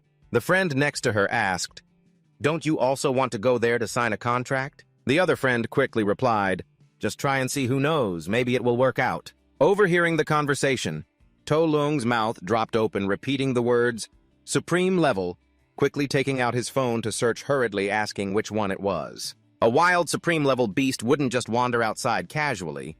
It moves very fast. The phrase Northern Territory Supreme level emergence had been entered. Tuluong immediately clicked the search box. What appeared on the phone screen made him widen his eyes in shock. On the screen appeared a photo with information the Supreme Beast, Tram Tin Yen Nguit, arrived in the Northern Territory early this morning. Hundreds of miles around have been sealed off by the forces of the Nguyen Quang faction. The crowd of onlookers has exceeded hundreds of thousands. Tram Tin Yen Nguit is currently the only supreme wild weapon in the Nguyen Quang system. Because it hasn't found a suitable beast tamer, it has been in deep sleep. Even the Thung Nguyen Dai Day and the 10 pillars of the Nguyen Tun Palace cannot wake it. But yesterday, Tram Tin Yen Nguit arrived in the Northern Territory as soon as it was awakened. While he was engrossed in reading each line, 2 female assassins silently watched from behind. The last line absorbed this way means no power can ignore the existence. At the same time, those female assassins leapt outside the window. After reading through a series of information, Tuluong was momentarily stunned by the 2 names Nguyen Phuong. Tuluong stared intently at his phone in the hallway, then slowly slipped it away, silently thinking, so that's how it is. Almost all forces believe that Tran Tin Nguyen came because of him. Behind him, 2 women covered head to toe were watching his every move, suddenly widening their eyes. After a moment of silence, Tuluong lifted his foot and stepped forward. Seeing his back walking opposite to most people, the 2 probing women were extremely surprised. Nguyen Phuong didn't even bother to pay attention to Tran Tin Yen Nguyen. At that moment, Tuluong smiled slightly and thought to himself, although he really wanted to see his own face show fear with the following thoughts, was he supposed to subdue Tran Tin Nguyen under the watchful eyes of hundreds of thousands of people, imagining being defeated in front of the crowd. Tuluong painfully thought, if I have no power to control at all, wouldn't I just die right there? Thinking that he chose the more optimistic option, better to be cautious and not take risks, especially since there's a cuter and more beautiful one nearby. Not long after Tuluong set foot at Nguyen Luong Inn, inside Huan Nguyen was lying lost in thought on the bed. His hand gently opened the door to the room. Huan Nguyen immediately turned his head sharply to look at the wide-open door. Tuluong stepped in with a smile, waving and saying, "It's been a long time since they last met," his mind continuing the unfinished thoughts about why look so far away. He was very surprised by Tuluong's appearance and immediately asked why he was here. Tuluong gently stepped forward. Huan Nguyen still couldn't believe that Tran Tin Nguyen had appeared and asked if he wasn't going to go see for himself. He chuckled softly at the question and teased, after all, a web-surfing fanatic like you would know that. Huan Nguyen turned his head grumpily and replied, "I sensed that long before the web was even created." Then he gradually opened his eyes and glanced at Tuluong, seriously asking if he didn't go, someone else might subdue it. Wouldn't he regret it? Hearing that, Tuluong raised a finger and shook it smugly, replying they still don't understand. Then said something that made Huan Nguyen even more puzzled. Only someone with foresight can see that no monster is cute at all. Suddenly remembering something important, Tuluong reached into his shirt pocket and took something out. "Ah, right." He held up a crescent moon-shaped food item and said this was a thank you gift for him. Looking at the strange gift, Huan Nguyen curiously asked, "Thank you gift for what?" He turned away, pretending to cough, feeling a bit shy inside, thinking that after all it was thanks to his reminder that he had subdued the moonlight rabbit, but still better not to tell a deer raised like a level chung monster. Huang Nguyen was stunned by the sparkling food and asked, "This can't be the specially made food for supreme intellect monsters, can it? Isn't it very expensive?" Hearing that, Tuluong smiled happily and said, "It's normal if you like it. I'll bring you more tomorrow." He was confident saying this because he knew well that there were still thousands of monsters in his space anyway. The moon sect rose. Huan Nguyen took the food in his hand, his gaze showing hesitation. Suddenly, he put it into the food box.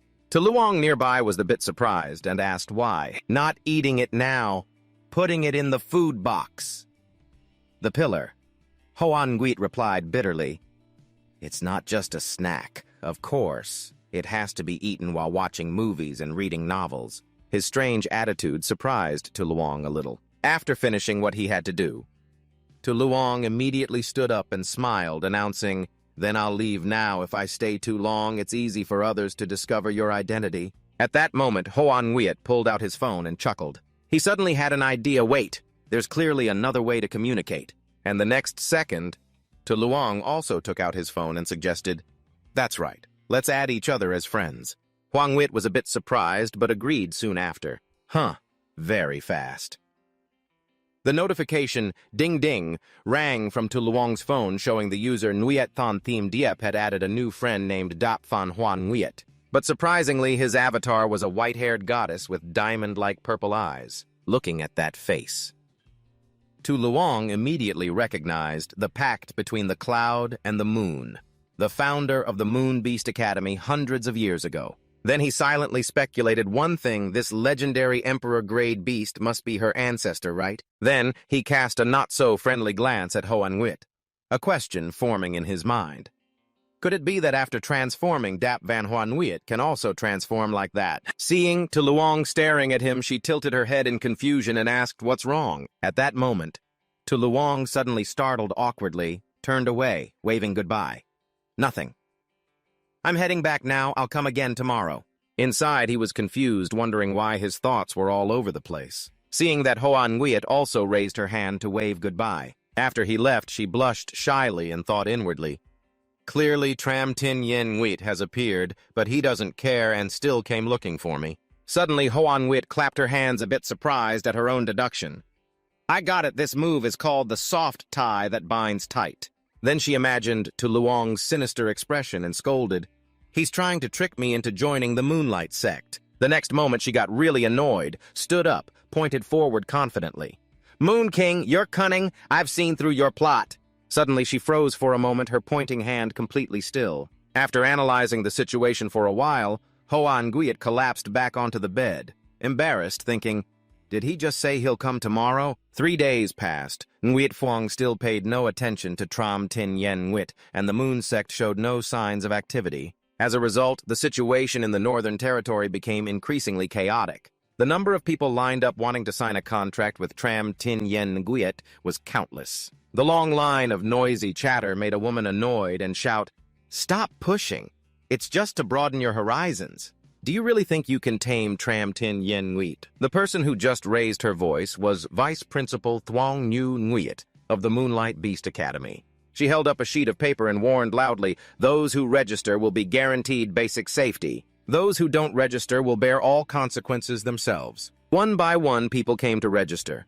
According to Nhu Nguyet, she was tired of looking at them and thought, "Why do I have to stay here and be responsible for the safety of these low-level students?" Her gaze stopped at someone's surprise clearly showing on her face. It was the insider Hak Kin with a bandaged hand approaching. But Nhu Nguyet asked curiously, "Master Hak Kin, you didn't take good care of your wound.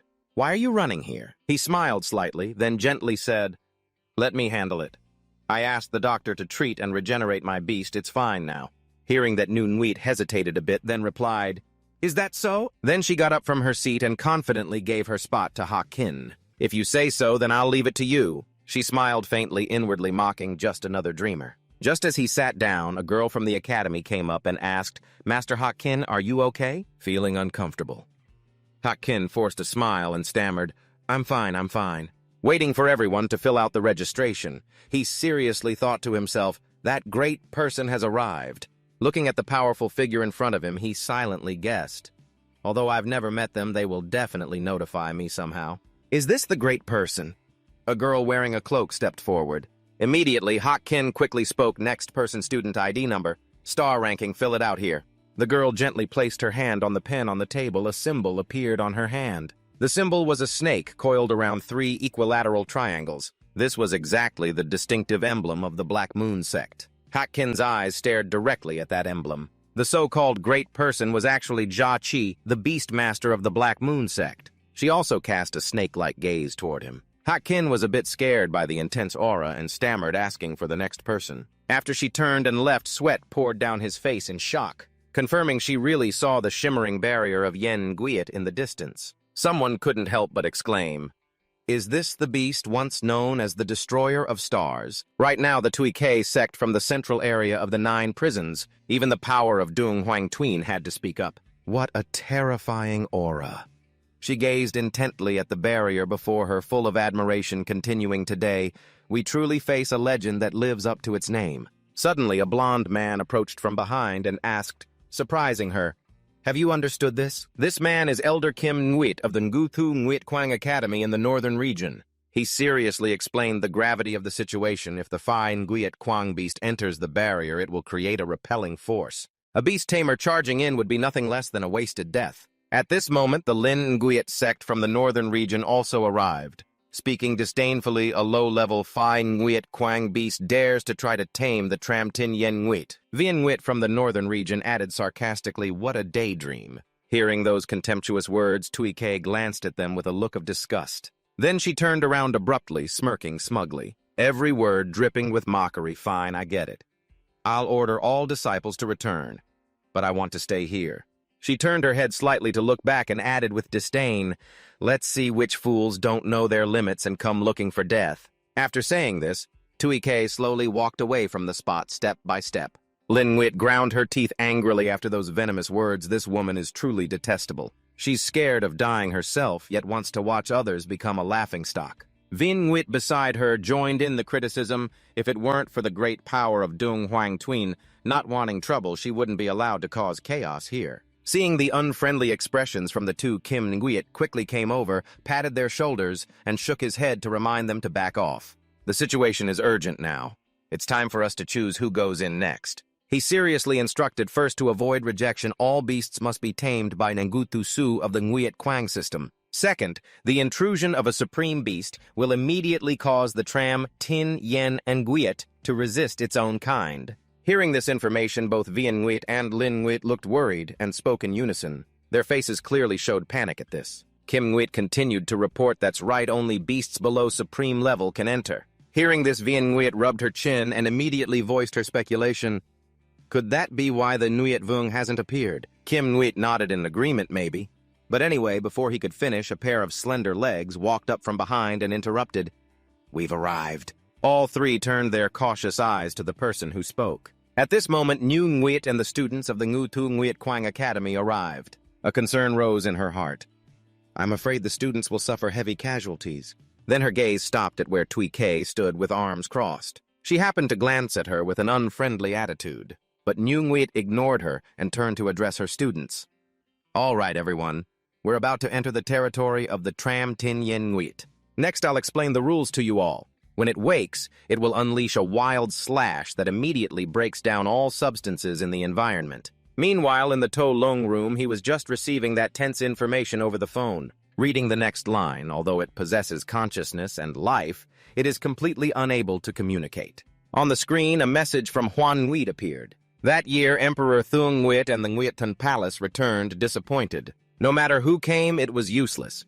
He turned and hugged Nguyen Quang Rabbit closely, doubting the information he just read. Except for sleeping and attacking, are all supreme beasts that arrogant? During the packed conversation between Cloud and Dream at 10:30 a.m., Tuluong sent a question. "Isn't there any time when it's conscious?" Huan Nguyen quickly replied, "That's right, but maybe it's not voluntary." This time it came to the northern region because it sensed a chance to evolve. Then she asked if he really wouldn't go. After reading the message, you gently press the power button to turn off the phone. Then place the phone aside. Eyes fixed on the ceiling, you wonder? The innocent little deer tamed Tram Tin in Nguyen. What does this have to do with me? Thinking about everyone's delighted looks when I fail. You mutter as if coughing up blood. Nguyen Fung, renowned and famous, accidentally dies tragically under attack from a top-level beast. This absurdity could go down in history. Then on the hot search will appear headlines like a moon king stabbing himself to death. The two moon god spies are deceiving father. The double moon sect becomes a laughingstock. Lying there dazed, suddenly something flashes through your mind, causing you to pause a moment. Tuluong immediately bolts upright. A thought flashes and occupies his mind. Wait. The next second, he grabs his phone and hurriedly turns it on, nervously waiting and anxiously guessing. Maybe they're heading back to the moon-hidden mountains, where everyone is excitedly lining up to enter Ung Nguyet's barrier. In the long line, Sachi looks around cautiously, still unable to believe, whispering inwardly. Unbelievable that the Moon King didn't come after all. Then she lightly places her hand on her chest, a wave of worry surging inside. If it were him, surely he would have a way to tame Tram Tin Yen Nguyet. Looking at the huge, shimmering barrier ahead, Sachi tells herself, once I get Tram Tin Yen Nguyen, immediately kill all the beast tamers present. Her snake-like eyes remain fixed forward, determined to ensure no information leaks out. Suddenly, the notification sound from Sachi's phone rings. She hurriedly takes it out, confused, whispering, "A notification at this hour." When she sees what appears on the screen, Sachi's complexion turns pale. Seeing what's before her only makes her more anxious. Nguyen Fung actually activated location tracking. The next scene makes Sachi even more tense, still moving towards the moon. Hidden mountains, staring at the phone screen, heart racing. Why now, of all times? Suddenly, Nguyen arrives, points at Sachi's phone, and shouts loudly, startling her. "What time is it, and you're still fiddling with your phone like a fool?" Very annoyed, she keeps scolding, then absent-mindedly says, "Do you want to die here?" Sachi silently watches her, but then, knowing better, bows her head ashamedly and says sincerely, "Sorry." Seeing that Nguyen turns and leaves, not forgetting to sarcastically add, "If you're this distracted, you might as well go back." Watching her walk away, Sachi can only feel bitter inside that orange-haired brat actually dares to lecture me. The image of Nguyen surrounded by giant snakes has already formed in Sachi's mind. Her face darkens. A crazy thought flashes after taming Tram Tin Yen Nguyen. I will torture you until living is worse than dying. At that moment, Nguyen arrives and stands facing the long line holding a strange stone. She raises it high and announces to those opposite, "In this event, each of you will receive a secret teleportation stone." Then she slowly explains its use. At the moment it is crushed, you can instantly teleport outside. Suddenly her expression darkens, lowering her voice to warn, "Once you notice Tram Tin in Nguyen opening its eyes, crush them immediately. Otherwise, you will surely die inside." Receiving the secret stone in hand, everyone can't help but feel uneasy about the place they're about to enter. Sachi has now regained her composure. She silently calculates in her head Nguyen Fung will arrive here soon. Nearby, Tui K stands with arms crossed, leaning against the wall, quietly observing the situation alone. She is smug-looking at the others, thinking with disdain, "You really don't think a 1- or 2-star beast tamer can tame Tram Tin Yen Nguyen, do you? Even the 8-star beast tamer Emperor Thung Nguyen couldn't do it." She continues watching the line, waiting to enter Yen Nguyen's barrier, then sighs inwardly. Looking around, there are only a few 3 stars, 3 or 4 people. Seems like it's not true that with the Moon King joining, they become stronger. Really boring. Suddenly, from the chaotic line, Sachi's back comes into Tui K's view, making her flinch. Wait! The murderous aura and mysterious power from Sachi seemed to make the surrounding air suffocating. Suddenly, she spun her head around, her eyes seeming to swallow the entire space. Her pupils seemed to shoot out flashes of power forward. Tui K instinctively froze, unable to utter a word, her throat feeling choked by those pupils. Sachi kept staring back, endlessly searching for someone's presence, but eventually gave up and turned her attention back up, focusing on what needed to be done. The previous scene left Tui K utterly confused. She lost her earlier arrogance and asked in shock, "What the hell is that?" The mysterious dark energy emanating from Sachi made her even more uneasy. That guy is a beast. Tamer of several stars. Yet there's a monster like that hiding in the Kwang People's Academy. At that moment, a gentle footstep stepped into the barrier. The line had visibly shortened as people quickly entered to explore inside. Only 2 more remained. Sachi silently told herself, "The Moon King will soon arrive at Nguyen An Mountain. Before that, I have to figure out the new mechanism of Tram Tin and Nguyen." The light from the barrier appeared before her eyes. She quietly muttered a few words. "Tin Mish Tin Sung block the entrance. Wait until the Moon King steps in, then seal his kingly power." After waiting a while, Sachi's footsteps finally reached the barrier. Moments later, her body slowly merged inside. The person at the end of the line also stepped into the shimmering barrier. Everyone behind watched anxiously, following closely. Tui K forced a fake smile as she approached, asking, "New Nguyen Vice Dean Thung Nguyen. Why are there only a few 1- or 2-star beast tamers? Nguyen Fung isn't here either." She kept questioning while receiving no response. "I guess he knows Tram Tin Yen Nguyen can't be tamed," Tui K slyly asked. "If he knows that, why send people here? Isn't your goal just to let students see the beauty of the highest-level beasts?" Nguyen's patience was reaching its limit. After a barrage of questions, she tried to restrain herself and replied, "You don't have the right attribute, and you rushed here just to watch our joke. Or do you really think you can tame a supreme beast from a different system?" Her counterattack instantly irritated Tui K, whose face darkened. Both stared intently at each other, neither willing to back down. After observing for a moment, Tui K secretly wondered, what's going on? She seemed unaware of the situation with the black-haired woman.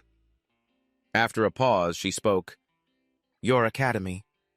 But her words were cut off as everyone simultaneously turned to look in one direction. Everyone's eyes widened in surprise.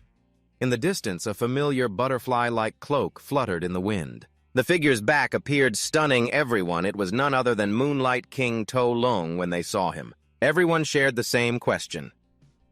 Why is he here? But Nguyen was the first to speak. "Moon King, have you come to tame Tram Tin Yen Nguyen?" Immediately after, Vien Nguyen and Lin Nguyen both asked worriedly, "But what if the Moon King's power provokes Tram Tin Yen Nguyen?" Hearing these pessimistic words, Nguyen proudly looked at them and boasted, "Blind fools! If the Moon King has come here, Toluong's figure is still standing tall in the wind." She excitedly affirmed, "That means he's confident enough. Even if the king doesn't appear, it's enough to make Tram Tin Yen Nguyen surrender." Meanwhile, Toluong was thinking with some frustration. "Actually, it's simple. As long as I touch Tram Tin Yen Nguyen's body, I can unlock the illustration book in Nguyen Tri Thu." He looked at the huge barrier ahead, determined. "Then I'll understand how Tram Tin Yen Nguyen works and why it awakened. Maybe I can even tame it." After some thought, Toluong lowered his voice to instruct, "You don't need to appear. Follow my orders." New Nguyen and Tui K quickly bowed and replied concisely, "Yes." Moments later, Toluong's footsteps began entering the barrier.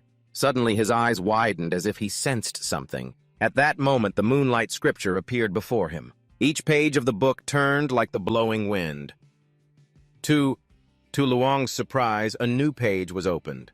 On it appeared silent lines of text, "Thien Sung Pure Supreme Intelligence, Combat Skill Attack. An extremely rare pure attribute supreme intelligence beast in the world. It has no means of attack and possesses a limited number of combat skills. It must rely on stronger beasts to survive. Fairly only supreme intelligence beasts can initiate attacks on their own, and when a beast tamer enters the silent zone, Thien Shung cannot summon the Emperor Beast. Silent, it can completely hide its existence from stronger beings. Even Emperor-level beasts cannot find it." He was briefly stunned, remembering that he was currently only at a 1-star level. Reflecting on the words, "Supreme Intelligence Level," Tuluong just lifted his foot in front of the barrier and stood still there. Amid the anxiousness of those behind him, after a moment he slowly put his foot down, showing no intention of entering. Seeing his strange action, everyone shared the same thought. What's going on? Why did the Moon King stop immediately after? Tuluong casually took out his phone to look something up. Once again, his actions made everyone uneasy and unable to look away. But Nguyen couldn't stand it anymore and immediately went to ask, "That Lord Moon King?" Amid everyone's worry, Tuluong suddenly curled his lips into a smile and said with hidden meaning, "How could a little worm from the Black Moon sect infiltrate so easily?" Everyone was startled upon hearing the 3 words Black Moon sect. Immediately after, he continued to stride inside the barrier, instructing as he walked, "From now on, the Twin Moon sect will be responsible for this place. No one is allowed to enter." Tuluong's confident smile appeared with a very assuring statement, "I will handle the rest behind the scenes." Everyone immediately held back. The atmosphere was stifling and suffocating. Everyone was confused about the 3 words Black Moon sect. At this moment, Tui K was shocked and awakened. "So that terrifying woman is a beast tamer of the Black Moon sect." In the heavy silence, Lin Nguyen hesitantly voiced her inference. Weren't they already driven out to the northern region by the Twin Moon sect? Could it be they returned because of Tran Tin in Nguyen? Hearing this, the anxious Vien Nguyen responded, "The Moon King already said it's just a bug. But what about the trainees?" But Nguyen immediately spoke to reassure everyone. "With the teleportation stone, it shouldn't be a big problem." While those behind were guessing, Tuluong silently guessed to himself, "The silent Thien Shung is meant for emperors.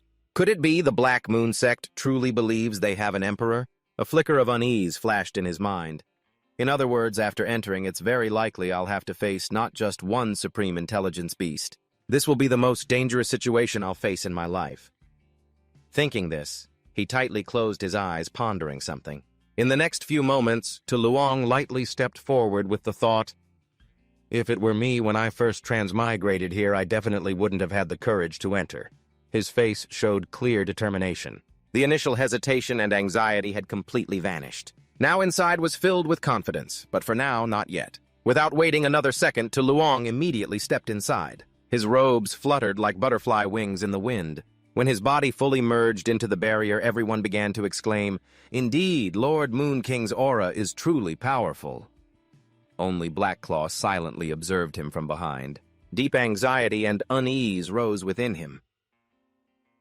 The Moon King has really entered Sachi's seat. Suddenly, Blackclaw stepped forward and said something that startled everyone. "The remnants of the Black Moon sect are within us, so we should enter and help." Immediately after, he raised his hand resolutely, emphasizing each word. "After all, the Moon King is still one of our trainees." The last sentence seemed to make Nguyet hesitate a little. That seemed to be true.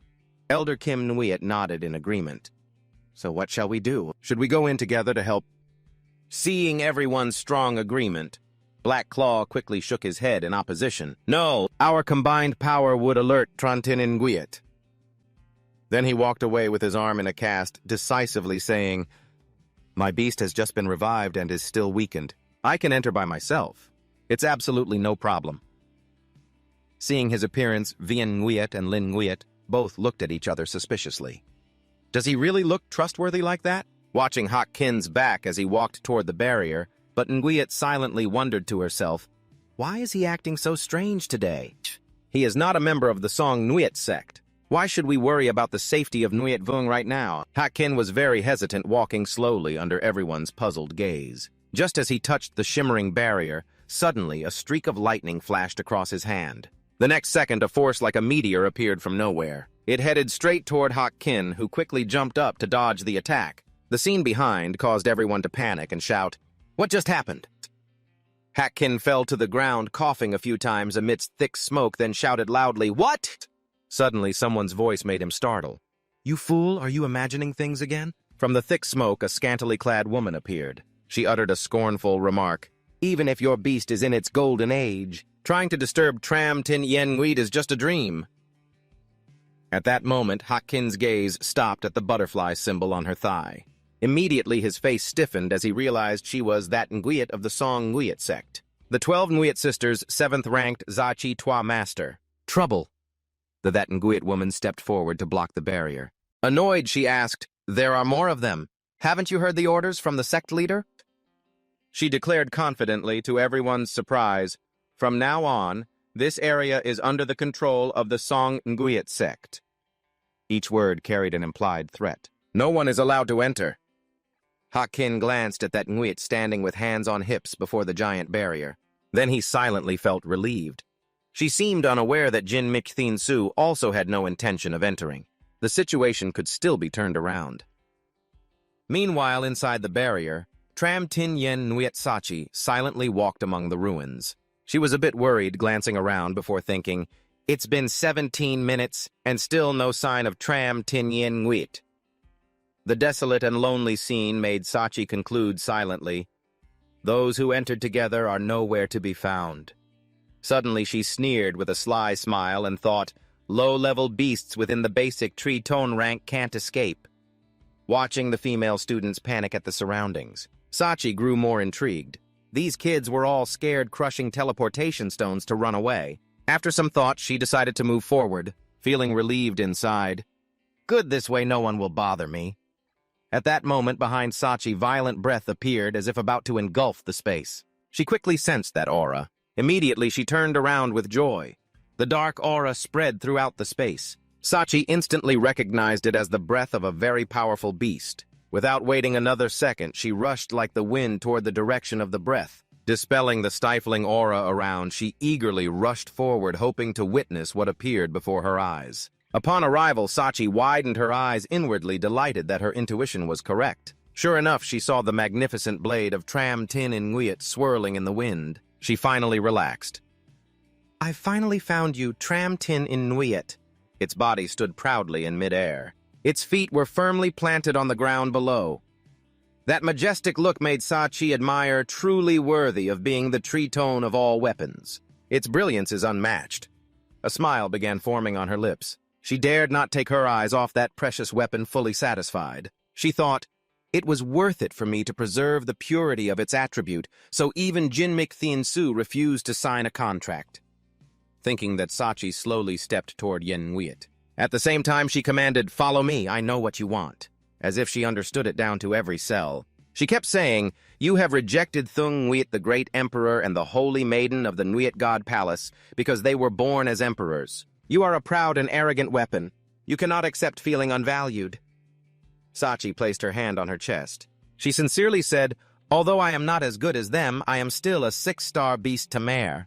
She reached out and touched Yen Nguyen. She boldly declared, I absolutely will not treat you badly.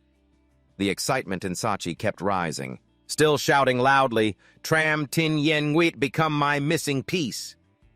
Her outstretched hand was only a short distance from Inuit. Suddenly a fierce light burst out like an invisible force, preventing Sachi from touching her. Seeing the scene before her, she was shocked and shouted, what? Dick? Around Nguyen appeared a massive pressure field that made it impossible for Sachi to approach her. Stammering, she asked, how can this be? Then she looked at Yen Nguyen in confusion. Fearful, she thought, am I being rejected? Sachi stood there, tearing at her hair, grinding her teeth, and shouted, could the judgment of Tansun be wrong? She kept yelling wildly, ignoring the growing power around Yen Nguyen that was impossible to resist. He himself said, I am the most suitable person to tame Tram Tin Yen Nguyen. So, where did the problem occur? Suddenly, someone came from behind and called out loudly, hey, woman of the Nguyen Quang Academy. A group of people participating in this race appeared. In the middle was Han Ka angrily shouting, you are the one who defeated over 20 disciples of Lin Nguyen sect. We will avenge our fellow disciples. Not long before he had witnessed his junior brothers lying scattered on the ground. Shocked, he called out to his junior brothers from afar. When he reached one and hugged him, he anxiously asked, how did this happen? What happened? The other gasped out each word, we were attacked. The dying man struggled to say, by a woman from the Beast Tamer Academy with black hair and snake-like eyes. Back in reality, Sachi's face darkened as she endured the fury of those opposite her. Everyone defeat this woman first, then capture Tram Tin Nguyen. Suddenly she put her hand over her face. Her lips curled into a sinister smile. The group from Lin Nguyen sect hesitated a bit at Han Ka and took a few steps back. Facing that cunning look, she stammered, what are you smiling at? Suddenly, Sachi laughed maniacally, uttering venomous words that were already troublesome enough. There's still a bunch of brats who don't know right from wrong running over looking for trouble. She glared with a snake-like eye in contempt, saying that just relying on you all, you still want to meddle in Tran Tin Yen Nguyen. Moments later, the expression on Sachi's face twisted. A cruel look surfaced beneath her muttering, appearing, come out my children. In an instant, 3 fierce forces emerged behind her. Crescent-shaped slashes appeared as if wanting to tear apart the void. The next moment, the 3 pets appeared one after another, the giant Crescent Fang King and the white silhouette of Thunder Spirit. Around Thunder Spirit's body, brilliant electric sparks appeared. Seeing their ferocity, Han Ka, who was boastful just moments ago, now screamed in terror. They're all high-level summons appearing at once. Is that a level that students can achieve? The pets looked so powerful, as if they could devour space itself, making him even more shocked. Moreover, this terrifying aura seemed to have endured countless brutal battles. Beneath those pets stood Sachi with a majestic and proud posture. After showing everyone her terrifying power, she slightly curled her lips and said, "Don't just stare at me. You all must have high-level summons too, right? Hurry up and call them out." While signaling her spirits to unleash their energy to attack her, she shouted loudly, "Die, all of you!" Time passed quickly. A streak of blood ran down Sachi's cold face. Above, the Fang King was biting down hard on a pet with sharp teeth. Fresh blood slowly dripped down, rolling over Sachi's face. Then, with a pleading look, she turned and spoke to Yen Nguyen. "Yen Nguyen, have you seen it?" Behind her was a chaotic scene of countless creatures dying miserably under the power and violence of those 3 pets. Sachi continued, boasting arrogantly, "Now have you realized my strength?" After those sincere words, Yen Nguyen remained unmoved. No movement or reply at all.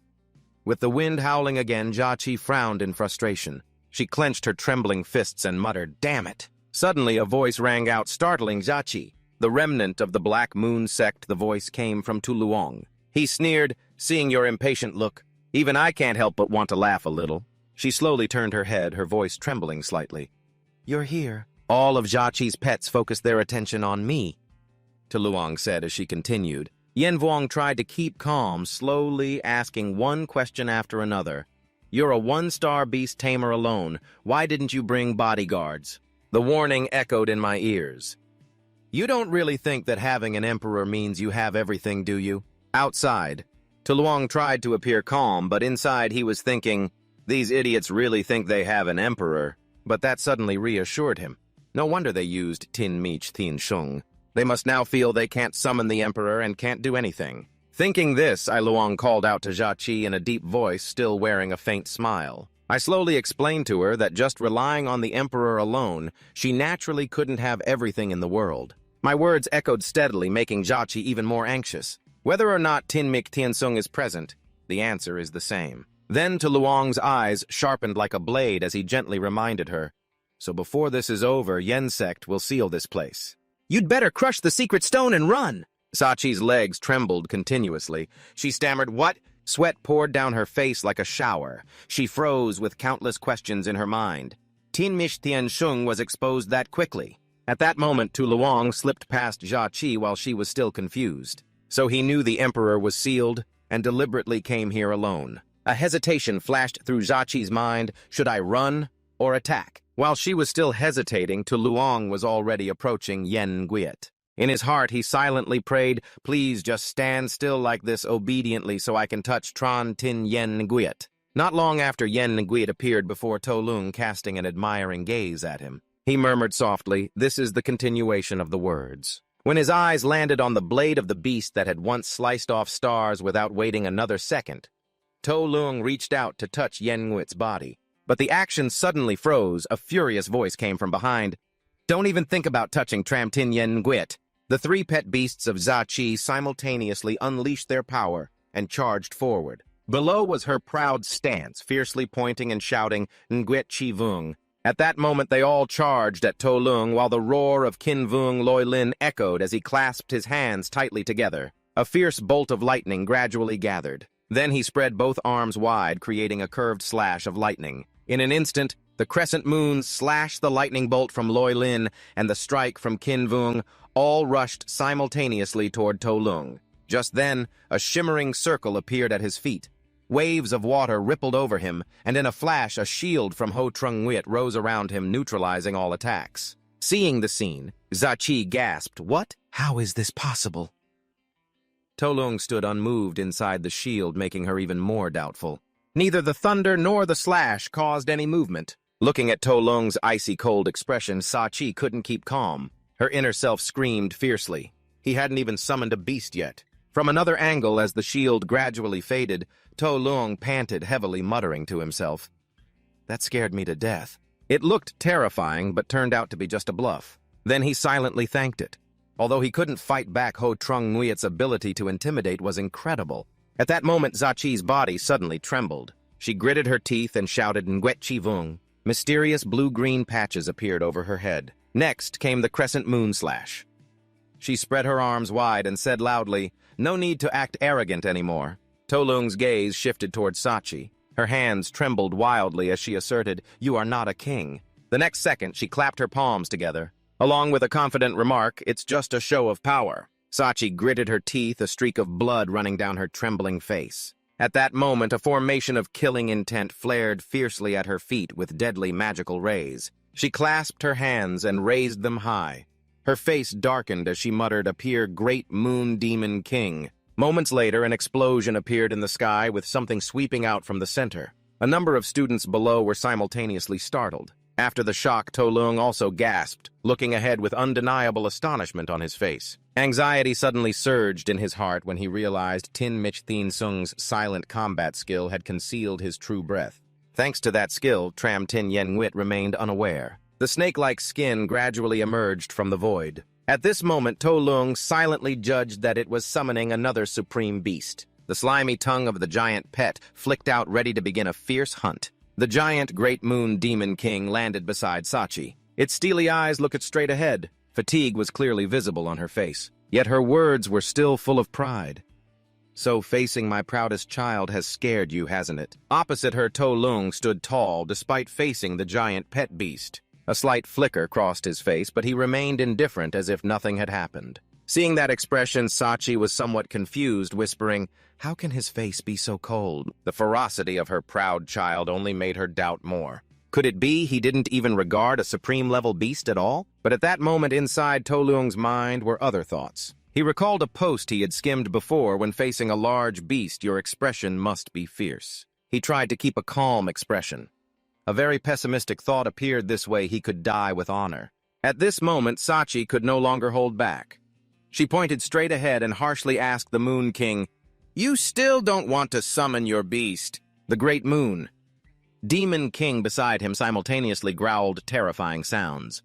Then it fiercely raised its tail high, then slammed it hard against a nearby rock as a challenge. The massive snake slowly lifted its tail, covered in sand and dirt. The rock gradually crashed down with a loud rumble, dust flying everywhere. In an instant, the intense scene just now made Tuluong exclaim in admiration. As expected, a top-tier demon going crazy is truly special. The next moment, Sachi decisively ordered the Great Moon to kill him immediately. It opened its mouth wide, releasing a dense purple poisonous gas straight forward. At this moment, Tuluong tightly shut his eyes, silently betting his fate. No matter what, he had to watch Ho Trung Nguyet. Then he quietly waited on the still surface of the lake. In a moment, the move from that pet straightened down toward Tuluong. A powerful shockwave erupted. Immediately after, the mystical black smoke gradually dissipated. Below, Tuluong's upright figure still appeared. He smiled slightly after the fierce move just now. Inside, he felt so relieved he could cry, thanking heaven and earth. Afterwards, he seriously concluded the moonlight beast could only perform at half power during the day. This time, it couldn't even inflict 30% damage. Looking at Tuluong with utmost satisfaction, he smiled faintly with joy. "If you want to break Ho Trung Nguyet's shield, you'll have to try harder, but I guess it won't take much effort." At that moment, Sachi sat down on the ground in a miserable defeat. Her eyes became stunned, her voice trembling. How could this be the legendary moon god beast? To increase her fear, Tuluong spoke in a deep voice. "The remnants of the Black Moon sect don't need to rush. After dealing with Confronting in Nguyet, it will be your turn." Saying that, he immediately turned and left, ignoring Sachi, who was still dazed behind. When Tuluong's back was far from Sachi, she suddenly realized the Moon King had always ignored her to avoid disturbing Confronting Yen Nguyet. His figure kept appearing in her snake eyes. Long silently called out to Nguyet Phuong. Looking at the image of Tuluong preparing to touch in Nguyet, she wondered, could his invisible shield beyond reason stop the blade that had cut down the stars? The thought suddenly interrupted her.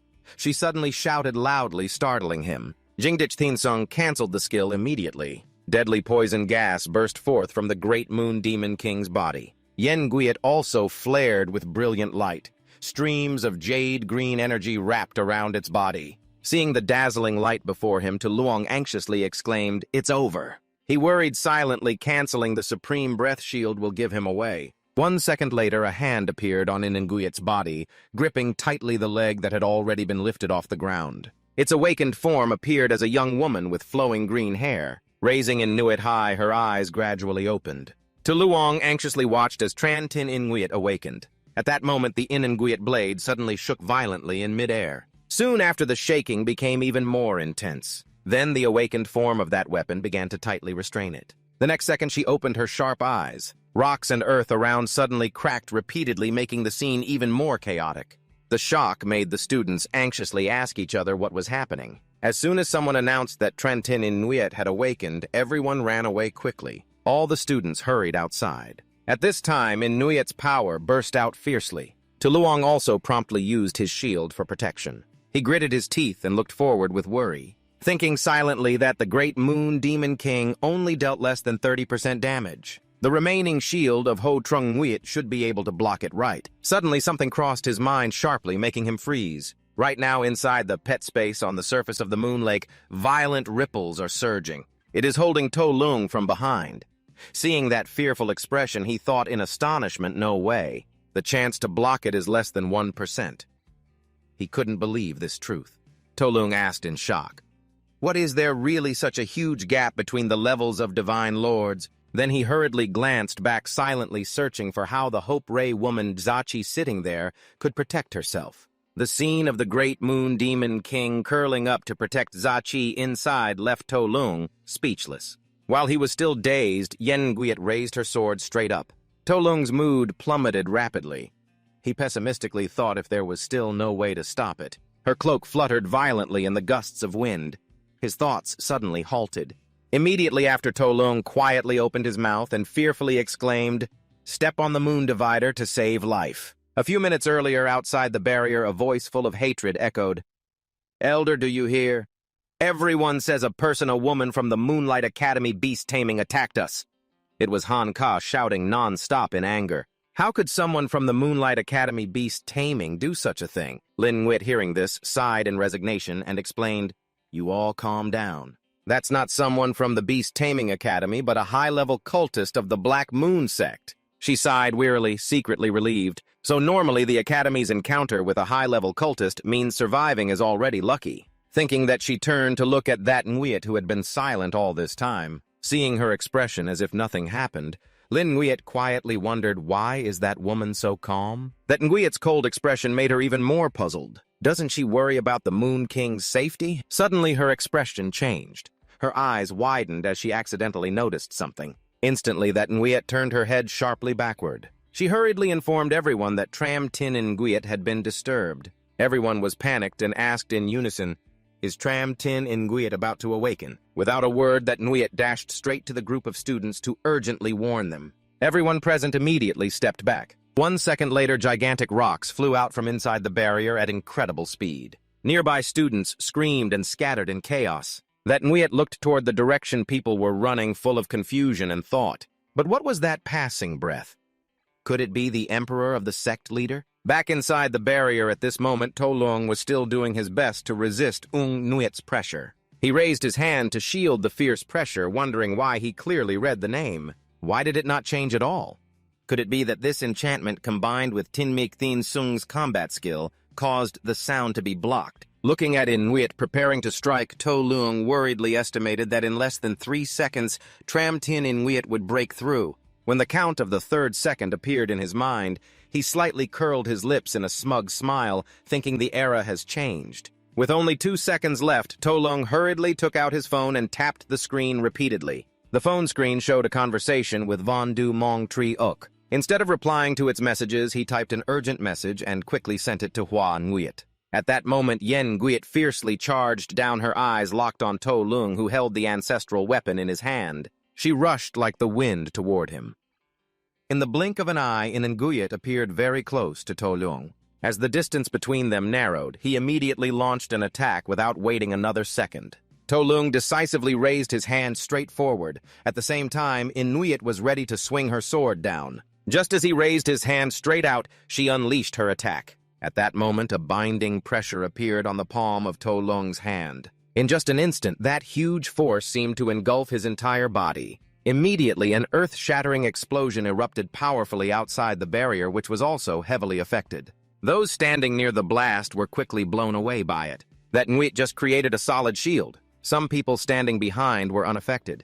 She stared suspiciously at the strange event before her and whispered, "Could it be that the Emperor's barrier was completely burned away by the fire just now?" At this moment, To Nguyen anxiously asked if the Moon King was still inside. Right. 7. Nguyen also felt uneasy, only able to silently conclude in her heart that if it wasn't a hallucination, the situation inside was probably much more complicated. The desolate scene appeared after the thick smoke cleared. A familiar figure gradually emerged in the dense smoke. Sachi hurriedly crawled out from the Great Moon Demon King, coughing a few times before saying, "You almost suffocated me." She slowly looked around and silently concluded that the Silent Sky seal could no longer be sensed. Perhaps it had been affected by the calm star Hidden Moon. Looking at the weapon hovering in the air, she was extremely delighted. The calm star Hidden Moon had also calmed down again. Sachi suddenly became confused when she realized, wait, the Moon King's head stepped down onto the ground. Frantically looking around, she asked, was he just closest to the calm star Hidden Moon? Why is he nowhere to be seen now? Sachi's eyes suddenly lit up with a deduction racing through her mind. Could it be that he was beheaded by the calm star hidden moon, leaving no body at all? She trembled violently. Then her thoughts continued. If the calm star hidden moon was disturbed by my scheme, then it must be Sachi. Covering her mouth with both hands in excitement and joy, she confirmed she had defeated the Moon King. Thinking so, Sachi grinned with delight and proudly spoke in the Moon King's voice. The image of Tuluong checking his phone appeared, making her feel satisfied. That guy was still there looking at his phone. This is just hilarious. Then she shouted clearly, enunciating each word, I have defeated the famous Moon King. Saying that, Sachi quickly turned around her face, showing obvious joy as she said, now the calm star hidden moon belongs to me. Suddenly that weapon roared loudly once again. Sachi froze, staring at it, mumbling a few words, what? Moments later, the form awakened and twisted around the hidden moon. This shocked her greatly. Why is the calm star hidden moon disturbed again? Sachi stood motionless, dazed, and despairingly said, the current weakened state of the great moon demon king is clearly impossible. Suddenly, something caught her attention, causing her gaze to flicker slightly. A cloud of dust suddenly billowed out and strange rays of light appeared from within the smoke. The imposing figure of Tuluong gradually became clear. Sachi was sweating like she was in a bath, exclaiming in shock, impossible! Not only is he uninjured, there isn't even a speck of dust on him. At that moment, a large figure also gradually appeared behind Tuluong. Strange giant legs began to emerge from the dense smoke. Looking at the scene before her, Sachi stammered, what the hell is that? Sharp eyes of Huan Wit appeared as she wondered to herself, this one is too big. Is it a minor emperor level? Sachi stood there, stunned, speculating. If it's a wisdom sovereign level, that would be huge, but if it's an emperor level, there should be disturbances in the northern region. What on earth is this thing? Suddenly, her face darkened, her expression twitching with terror. Sachi shakily took out a teleportation stone from her person. As her fingers tightened around it, a thought came up, causing her to abandon the idea. No, now is not the time to run away. Moreover, even if I have to die, I must see clearly the Moon King's monster. She was determined to stay, as the large figure had not yet fully revealed itself. This might be an opportunity that will never come again. In an instant, the shimmering deer antlers became clear and the pristine white body majestically appeared. That magnificent large deer was none other than the cloud-stepping transformed moon at Wisdom Sovereign level. At that moment, a blurry figure of a young woman appeared right behind the transformed moon. Sachi collapsed to the ground, her eyes dazed, asking, how is this possible? In her heart, she kept marveling and silently assessing, this thing is 4 to 5 times bigger than the Great Moon Demon King. Physically, the Great Moon Demon King is one of the most terrifying beings in the Black Moon cult. But only now do we see that he also possesses such a great sage level. Sachi glanced at Tuluong with suspicion in her heart. Moreover, how can he fully unleash the power of a sage level just relying on his 1-star grace? Then she firmly concluded that this was clearly his only flaw.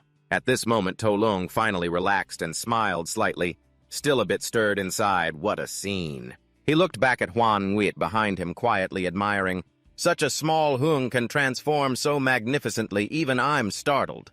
Then, full of doubt, he thought, but how did she get here? It was like teleportation. He couldn't clearly see how she saved him. Toluong's gaze lingered on the blurry image of the woman behind, still wondering, and is that her ancestor back there? Will she look like that when she grows up? At that moment, Huan Wit looked at Tuluong and coquettishly whispered, by the way, can you stop Tram Tin and Nwit for me? I don't want to get slashed again. Hearing this, he steadied himself and replied, can I stop him? Hearing that she said, if you're standing here, you must have a way to deal with it, right? Tuluong fell into thought and suddenly realized something. Wait. He hurriedly summoned the Moon Branch book, his thoughts continuing. Being slashed just now was like directly contacting the essence. Surely I can see detailed information in the Moon Branch book. With that in mind, Tuluong quickly flipped through the pages, reading the words before his eyes. He still felt some worry, but after reading, it might not be solvable. If not, I'll have to let Dap Van Huan Nguyet carry me away to escape. Inside it was written that Tram Tin Yen Nguyet, a sage-level beast from legend, lost its blade shell when the moon shattered in ancient times. So it has been searching for thousands of years. During this time, it repeatedly fell asleep and woke up unable to return to the blade shell. It refuses to interact with any creature. The last lines provide additional information. The old blade shell of Tram Tin Yen Nguyet, the upper profound moon. Bone flower sage level moonlight remains locked. After reading these lines, Tuluong pondered deeply. So there is still a sage level blade shell. If I knew about the blade shell news, it probably wouldn't be hard to negotiate with Tram Tin Yen Nguyen, right? His eyes suddenly brightened when he saw, but even the oldest moon god palace has no solution. Tuluong stared intently at Yen Nguyen, awakening his train of thought approaching a conclusion. Does that mean Tram Tin Yen Nguyen's era predates the moon god palace? At that moment, Yen Nguyen began to arch her body backward. At the same moment, Tuluong suddenly understood and said, maybe even the upper profound bone flower's host doesn't know its origin. Inuit's eyes blazed, signaling she was about to unleash an attack. Her bare figure, a surge of power gradually gathering in the air. Sachi fled in fear, shouting, "Tiu!" Then she was about to awaken. She ran straight to her beast and hurriedly commanded, "Great Moon Demon King, protect me quickly." As Sachi muttered, "The Great Moon Demon King has entered the bloodthirsty phase," it immediately growled fiercely. At this moment, Yen Nguyen suddenly glanced at Huan Nguyen, who wasn't backing down either, and shot him a sharp look, asking, "What are you staring at?" Seconds later, the two glared at each other with hatred, their energies clashing fiercely with neither yielding. Just then, Tuluong's footsteps hurried forward. He ran straight to where Inuit was about to strike. Sachi, preparing to hide, puzzled, asked, "What is the Moon King trying to do?" He took a few more steps just as she exclaimed in shock, "He has left the Supreme's protective area." At this moment, Tuluong smiled slowly, uttering each word, "Tram Tin Inuit, submit to me." Massive, oppressive forces continuously erupted, forming a protective field around him. Instantly, Tuluong stretched his hand straight forward, his sharp gaze following just moments from touching the radiant, mysterious energy glowing above. At that moment, Inuit was suddenly disturbed, frowning and restless. The mysterious energy grew larger, signaling a terrifying wave of destruction was about to strike. Even so, Tuluong remained calm, speaking each word clearly, "Shell Blade Supreme, Mid-Moon Bone Harmony."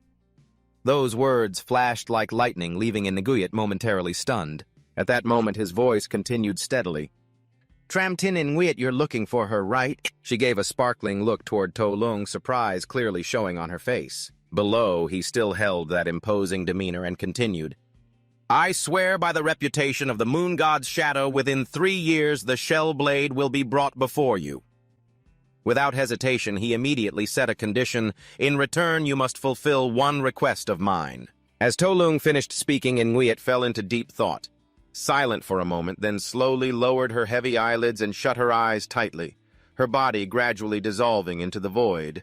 In an instant, Inuit's body became a faint, shimmering silhouette floating in mid-air, and Tuluong's hand stretched right into that massive energy source. Behind Sachi's eyes widened in astonishment and confusion as she exclaimed, "It passed through! Could it be that—" Just then, swirling ripples rose from beneath him, the clear blue water swirling up like a soft thread wrapping around Nguyen, hovering in the air while Tuluong below kept his eyes fixed on every movement. Moments later, Nguyen transformed into a blue energy stream merging with the water as the mixture flew together, converging in front of Toluong's chest. Only then did Sachi's speculation reach its conclusion.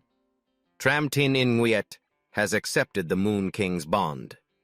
Nearby, Huan Nguyen looked at him in amazement, its eyes suddenly sparkling, fixated on the miracle before them.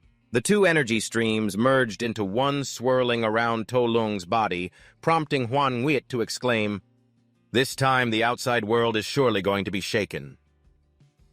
In an instant he had fully mastered that wild weapon, and looked up at the sky filled with satisfaction. At this moment, Sachi felt as if struck by hundreds of lightning bolts to the face, standing dazed, her mind filled with doubt. This can't be!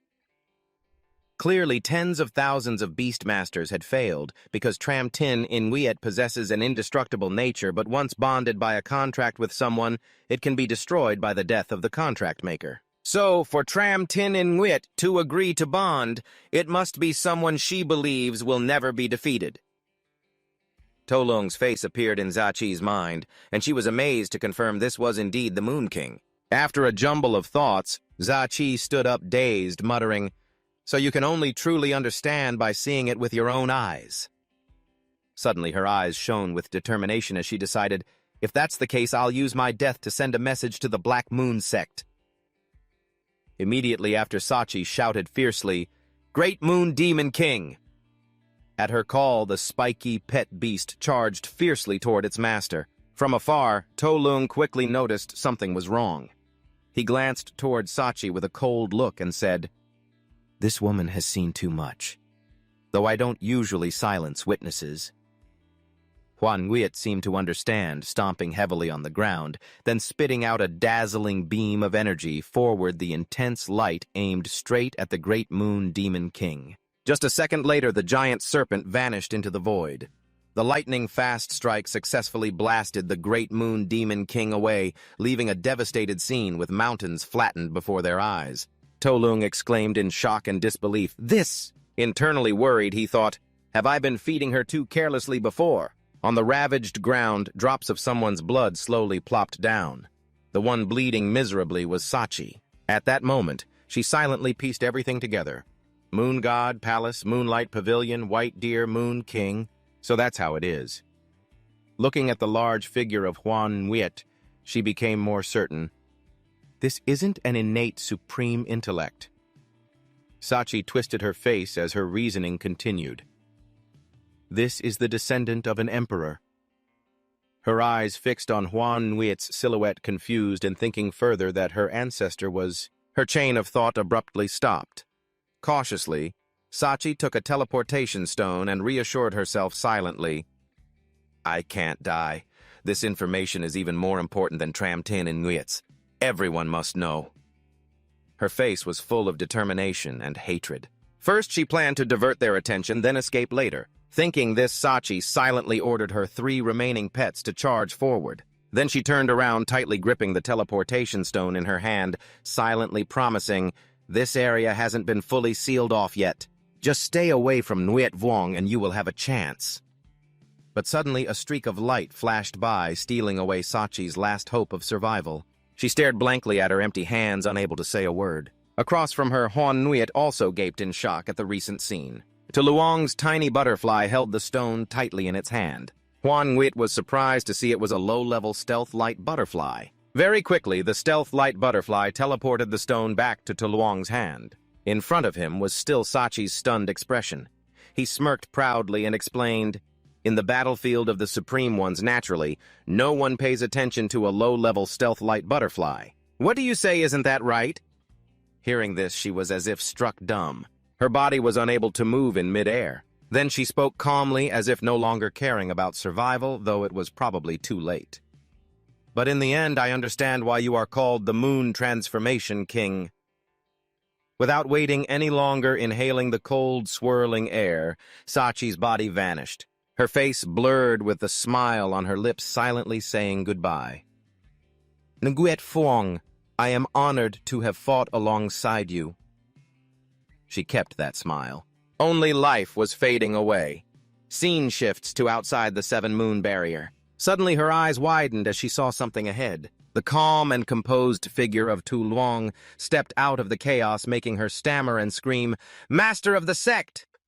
He passed through the crowd, whose eyes were all on him, calmly announcing, "Sachi Toa is dead. Lift the blockade." Then he slowly spoke 2 words that piqued everyone's curiosity. Tuluong raised his crescent moon eyes and deliberately emphasized, "From now on, the Tram Tin Yen Nguyet will be under my protection." The news that Nguyen Vuong had subdued the Tram Tin Yen Nguyet shocked all the Nguyen Quang forces. Just then, at Tuluong Nguyet Holy Sect, a place under the southern region, a silhouette of a young woman bathing appeared, her long hair shining. Behind her, a female servant hurriedly ran over to report, "Great Emperor Thuong Nguyet, something's wrong. The Tram Tin Yen Nguyet has been subdued by Nguyen Vuong." She scooped some water from the pond and replied calmly, "No need to panic. I already knew."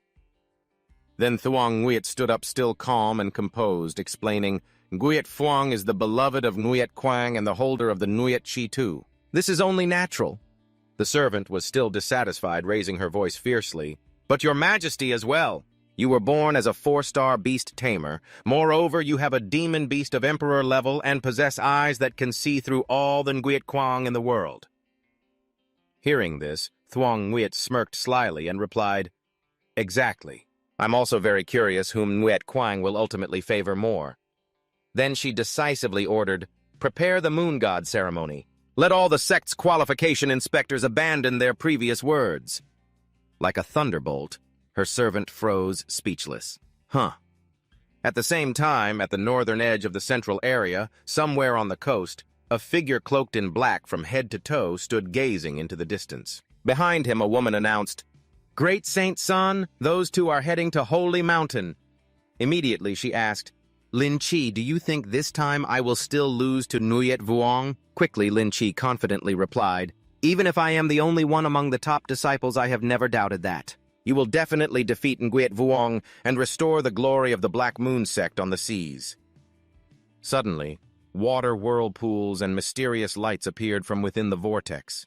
A voice echoed, "Black Moon, Holy Mountain, I hope your plan won't disappoint us." Tin Min Nguyen, one of the 9 prisons, appeared and affirmed, "If we die in battle, our sect will willingly submit to Nguyet Vuong." Beside her was Duong Huang Tu Yen, also from the 9 prisons. She agreed, adding, "No one can oppose the gods. You should understand that." Hearing this, Holy Mountain replied firmly, "Rest assured, the plan will definitely succeed."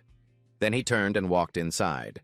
He spoke decisively, "Let's go to the Nguyet Quang Beast Academy. Wait for the moon god ceremony to kill Nguyet Vuong." Scene shifts to the main hall of Nguyet Luong Quan Tin Kong. At this moment, someone shouted in panic, "The moon god ceremony is really about to start." The words just now were from Huan Nguyet. At this moment, he still couldn't help but exclaim loudly, "Only when the moon is at its brightest does the moon god descend to guide us." The final moon god ceremony was over 1,000 years ago. Tuluong sighed and put his hand to his face, then replied, "I know. The headmaster of the Beast Tamer Academy has contacted me long ago." At that moment, a multicolored Rubik's Cube appeared speaking to the boy. After the moon god ceremony begins, all moonlight beast tamers selected will become sacrifices competing for the title of the last moon king. The reward for victory will make the growth of a beast tamer incredibly formidable. It even seems to herald the return of the Emperor's War. The moon god ceremony will only end when someone ascends the throne or others abdicate. Therefore, this moon god ceremony will not end until you defeat the great moon emperor Thung Nguyet after 3 years. Hearing this, Tuluong just stiffened his face in resignation. He opened his phone to show Huan Nguyet reading the lines there with frustration. Not only that, the sacrifices can also be tracked relative to each other. So, at the request of the headmaster, I must help her protect the 2 students who are the sacrifices. Like a bolt from the blue, he was stunned inside. Why do I have to fulfill the promise of my predecessor? How many people did the previous incarnation deceive in the name of the moon god? Suddenly, Huan Nguyet calmly said something that made him freeze. "You don't need to worry so much. Isn't there a reward for the battle? Maybe after 3 years, the great moon emperor Thung Nguyet still won't be able to hold a candle to you." As it said that there was also an extremely rare chance to obtain the missing pages of the Moon Branch book. He seemed to suddenly awaken to something. Seeing Toluong's surprised expression, Huan Nguyet slowly explained, "You don't know. It said that the owner of the missing pages of the Moon Branch book can break the contract limits and sign with dozens of beasts." Hearing this, he was even more astonished, thinking deeply, "If I get the remaining pages, I could sign so many. Then I would have the right to—" Then he returned to a confused, anxious expression, wondering how others could have the missing pages of the Moon Branch book when he has it. Seeing Toluong sitting there stroking his chin, Huan Nguyet pushed him forward with his head and demanded, "Hey, stop thinking! Tell the breeder to let me move freely."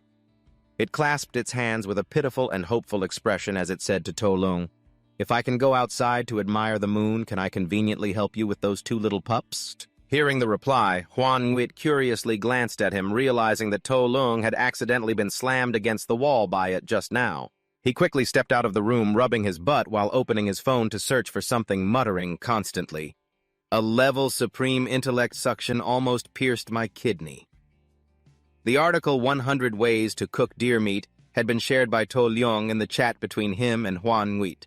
It could only ruefully send back an ellipsis. Suddenly, a notification popped up on the screen, and Toluong was very surprised, asking, Have the materials of those 2 students arrived already?" Inside, an image of a cat-eared girl appeared with the following information. Bok Duyet Ni, 16 years old from the Bakhtan clan in the west, daughter of the Lai Emperor between human and tiger possessing supreme intellect, but inexplicably in a deep sleep, suspected due to her too low level to appear. After reading the words on the phone, he stroked his chin and exclaimed, "At first I thought she was a cat girl, but it turns out she's a tiger." On the screen, a blue-haired girl appeared. Next to her were lines similar to before.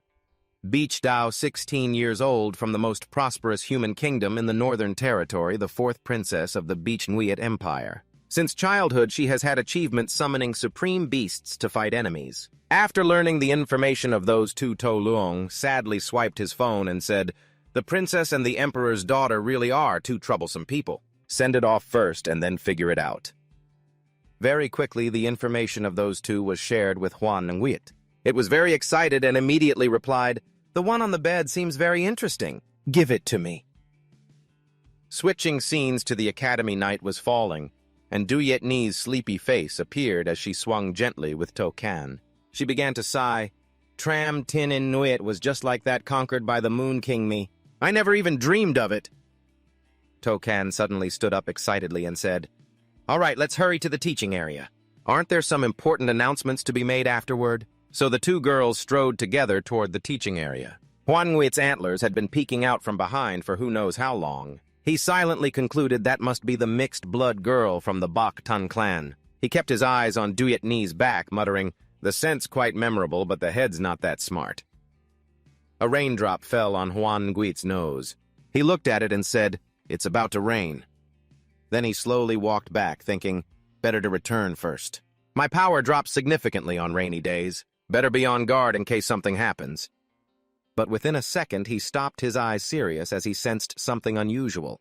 Suddenly, a fierce whirlpool appeared out of nowhere and exploded violently, water swirling upward as if wrapping the sky. Immediately after, the water tyrant sovereign appeared in front of Du Yet Ni and Tokan. He placed his hand on his chest and exclaimed, "Found one of the 5 sovereign targets." Then the tyrant opened his mouth wide like a black hole and growled terrifyingly, "My child, I give you 10 seconds to summon all your beasts. I have no interest in killing a beast Tamer's true form with a sneak attack." Below, Du Yet Ni and Tokan gripped each other's hands tightly. Their eyes filled with fear as they saw the mark on his shoulder. Huan Nguyen from afar couldn't help but feel uneasy, thinking, 7 stars. This is a 7-star beast tamer's monster. Fear showed clearly on Huan Nguyen's face when he realized it was a 7-star beast tamer. That proved he possessed a sovereign title. Scene shifts to the road leading to the academy's main gate where a few figures are walking. A voice said, "It's raining, the servants walk in the rain." Princess Beach Dao walked in the middle under an umbrella. She said irritably, "It's raining and we still have to train in the teaching area. What's going on?" Suddenly, a small butterfly flew in front of Beach Dao, catching her attention as she observed it closely. She was surprised to recognize it as a low-level shadow-light butterfly. The shadow-light butterfly calmly landed on Beach Dao's finger. She let it perch there. A female servant hurriedly reminded Princess that's a low-level monster. "You shouldn't." But before the servant could finish, the princess cut her off. Annoyed, "Why follow the strange philosophy of the Moon King?" Suddenly, a voice came from behind, making Beach Dao and the servant turn their heads. "Are you talking about the Moon King?" A short-haired woman smiled slyly and hinted, "My favorite topic is anything related to the Moon King. Can I join in?" From afar, a figure with 2 long horns on her head slowly approached. The female servant was cautious and immediately greeted, "Who are you?" As the servant began to show her power, Beach Dao stepped back and snapped rudely, "Get lost, ugly. Don't you see I'm about to attend the student meeting?" It turned out the person was Lin Chi Toa. She forced a fake smile, trying to stay calm while inwardly annoyed at being called ugly. Then Lin Chi summoned her pet and proudly said, "Too bad I have to deal with a kid who only has a fledgling sovereign intellect. It's almost pitiful enough to make me cry." All the female servants gasped in shock as they recognized it was a sovereign intellect shadow antelope eye. Big Zhao behind couldn't keep calm either when she thought of the 3 words Black Moon Sect. Scene shifts to the teaching square of the Beast Taming Academy, now crowded with many students, all looking disheartened under the rain in the middle of the square. Nguyen glanced over the people below, feeling uneasy inside that both Duyet Ni and Bik Jiao hadn't arrived yet, giving her a bad feeling. Then she cleared her throat a few times to regain her voice and began announcing, "Dear students, according to the plan, please listen carefully to my next words. As the moon god sacrifice ceremony which hadn't been held for over 1,000 years was about to begin, the students below were stunned to see the moon god's eyes constantly scanning around as the voice continued.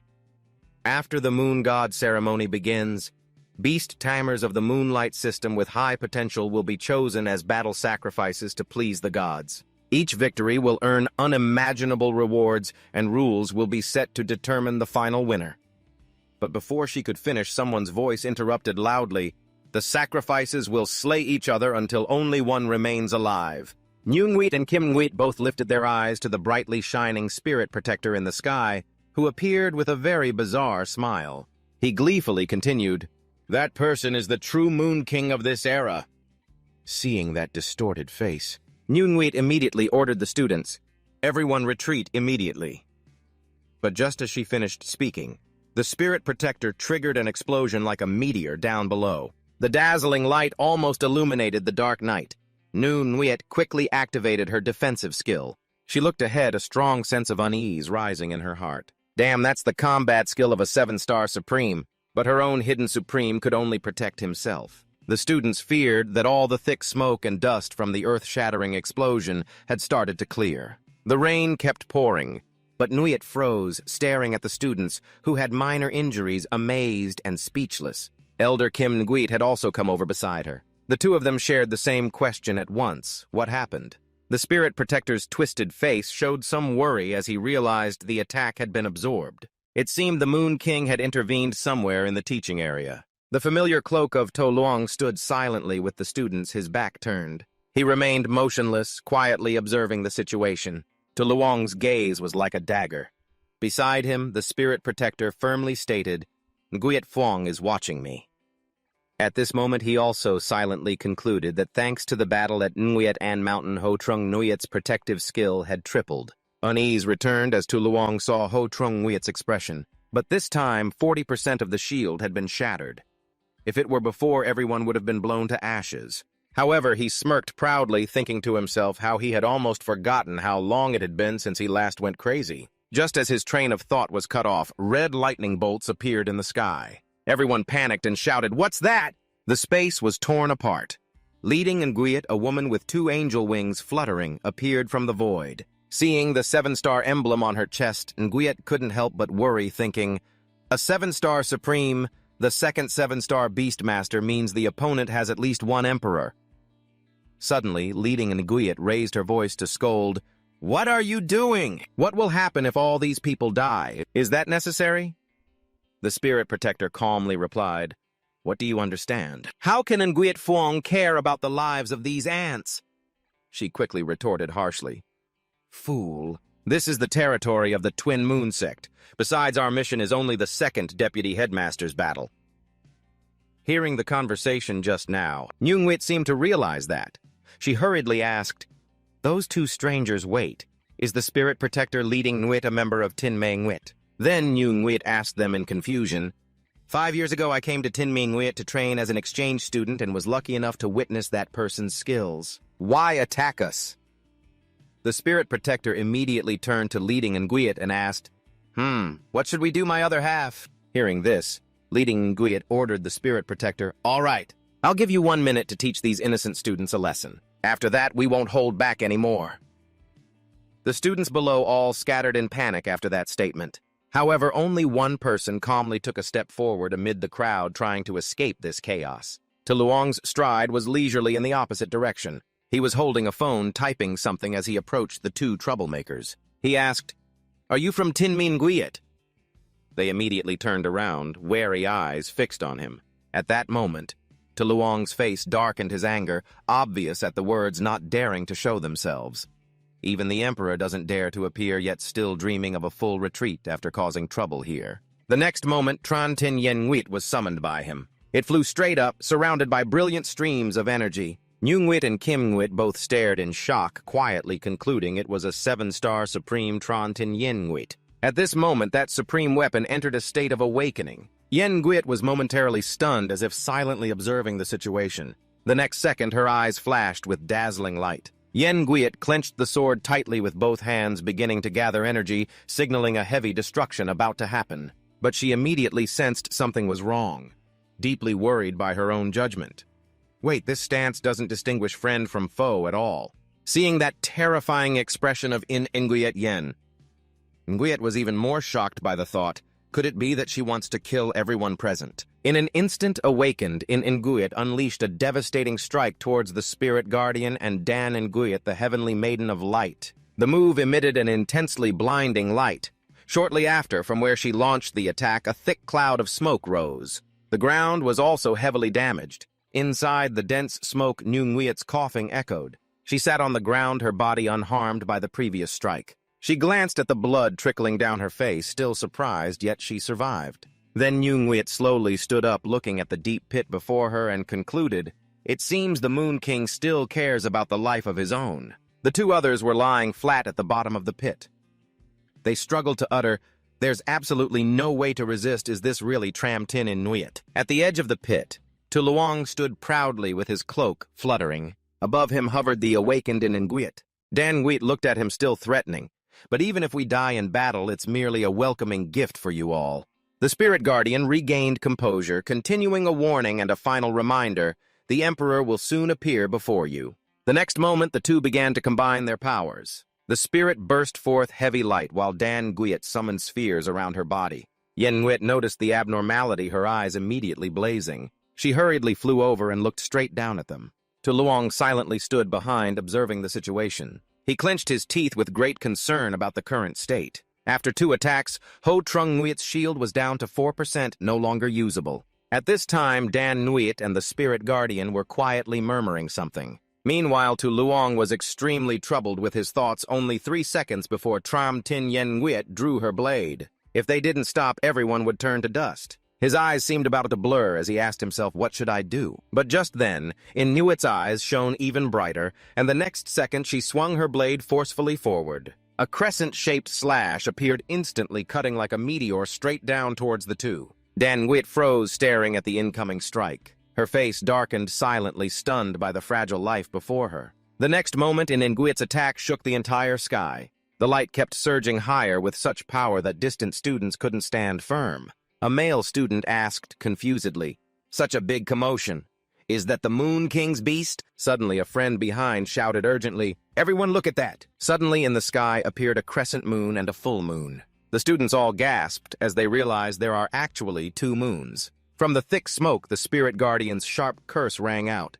"Are you crazy? Why use the power to create a full moon for 5 minutes?" She gradually appeared in human form, still shouting, "Even if you rely on the evolution of the full moon to save a life, have you ever thought about how serious the consequences will be?" Dan Nguyet sat crying softly, regretfully saying sorry. In her subconscious, she clearly felt confident it was nothing. But before she could finish, the spirit guardian harshly interrupted, "Foolish woman, right now we face the Moon King under the full moon." Their conversation abruptly stopped as their gazes both turned in the same direction. Before them, the moonlight rabbit appeared in a gigantic form, all thanks to today's full moon. The spirit guardian asked in shock, "Is that the moon staff, the supreme intellect? But no matter how I look at it, something feels off." Dan Nguyet hid behind her fear, clearly showing on her face as she announced, "Moreover, Tram-Tin Yen Nguyet has also become unusual."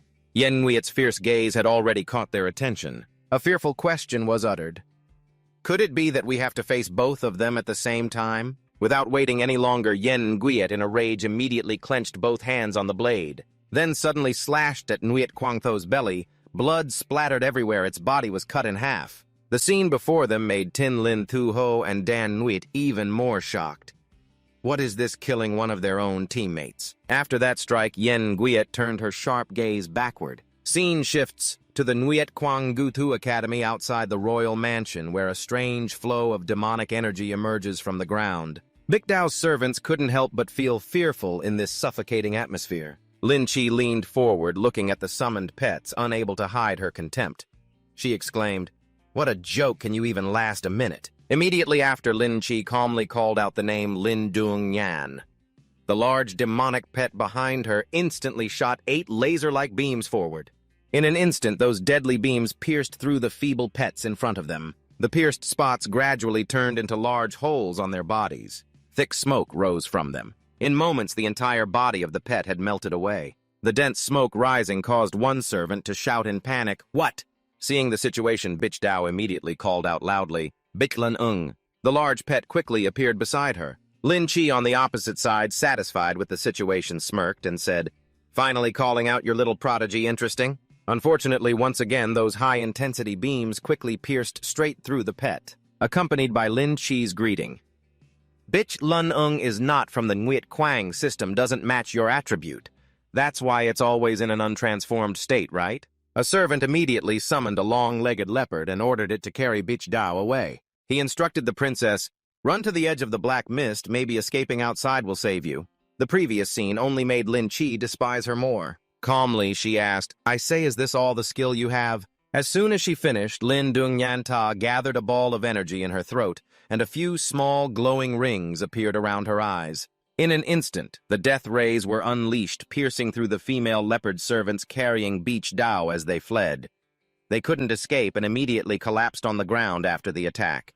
Bic Dao's eyes suddenly widened, her mouth agape as she looked ahead, too choked up to say a word. Lin Chi stepped toward her, still calm and confident, threatening, "Looks like it's time to end this." Suddenly, a tiny Thiem Quangdeep slipped through Bic Dao's hands, fluttering in midair. Lin Chi was utterly shocked as she saw the tiny pet. Lin Zung Yanta beside her suddenly staggered. Her legs suddenly trembled, barely able to keep balance. The next moment, Lin Chi collapsed to the ground, clutching her pale face, wondering, "How is this possible? How could there be a Thiem Quangdeep here?" As the Thiem Quangdeep flew in front of her trembling, she asked fearfully, "Why now?" Seeing Lin Chi terrified by the little butterfly, a thought suddenly crossed Bitch Dao's mind.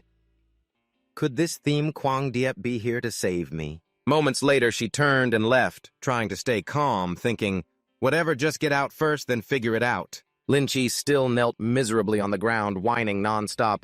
"Sorry, Master Thunsun, I can't take part in this anymore." She clung to Lin Dung Yanta, tears streaming down, lamenting silently, because what the Haknwit sect fears most is the Thiem Quangdeep.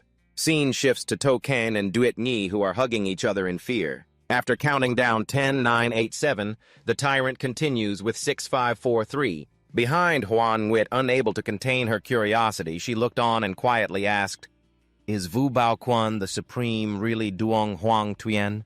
That is to say, the water-type emperor is also here. What if hitting the smaller one attracts the bigger one?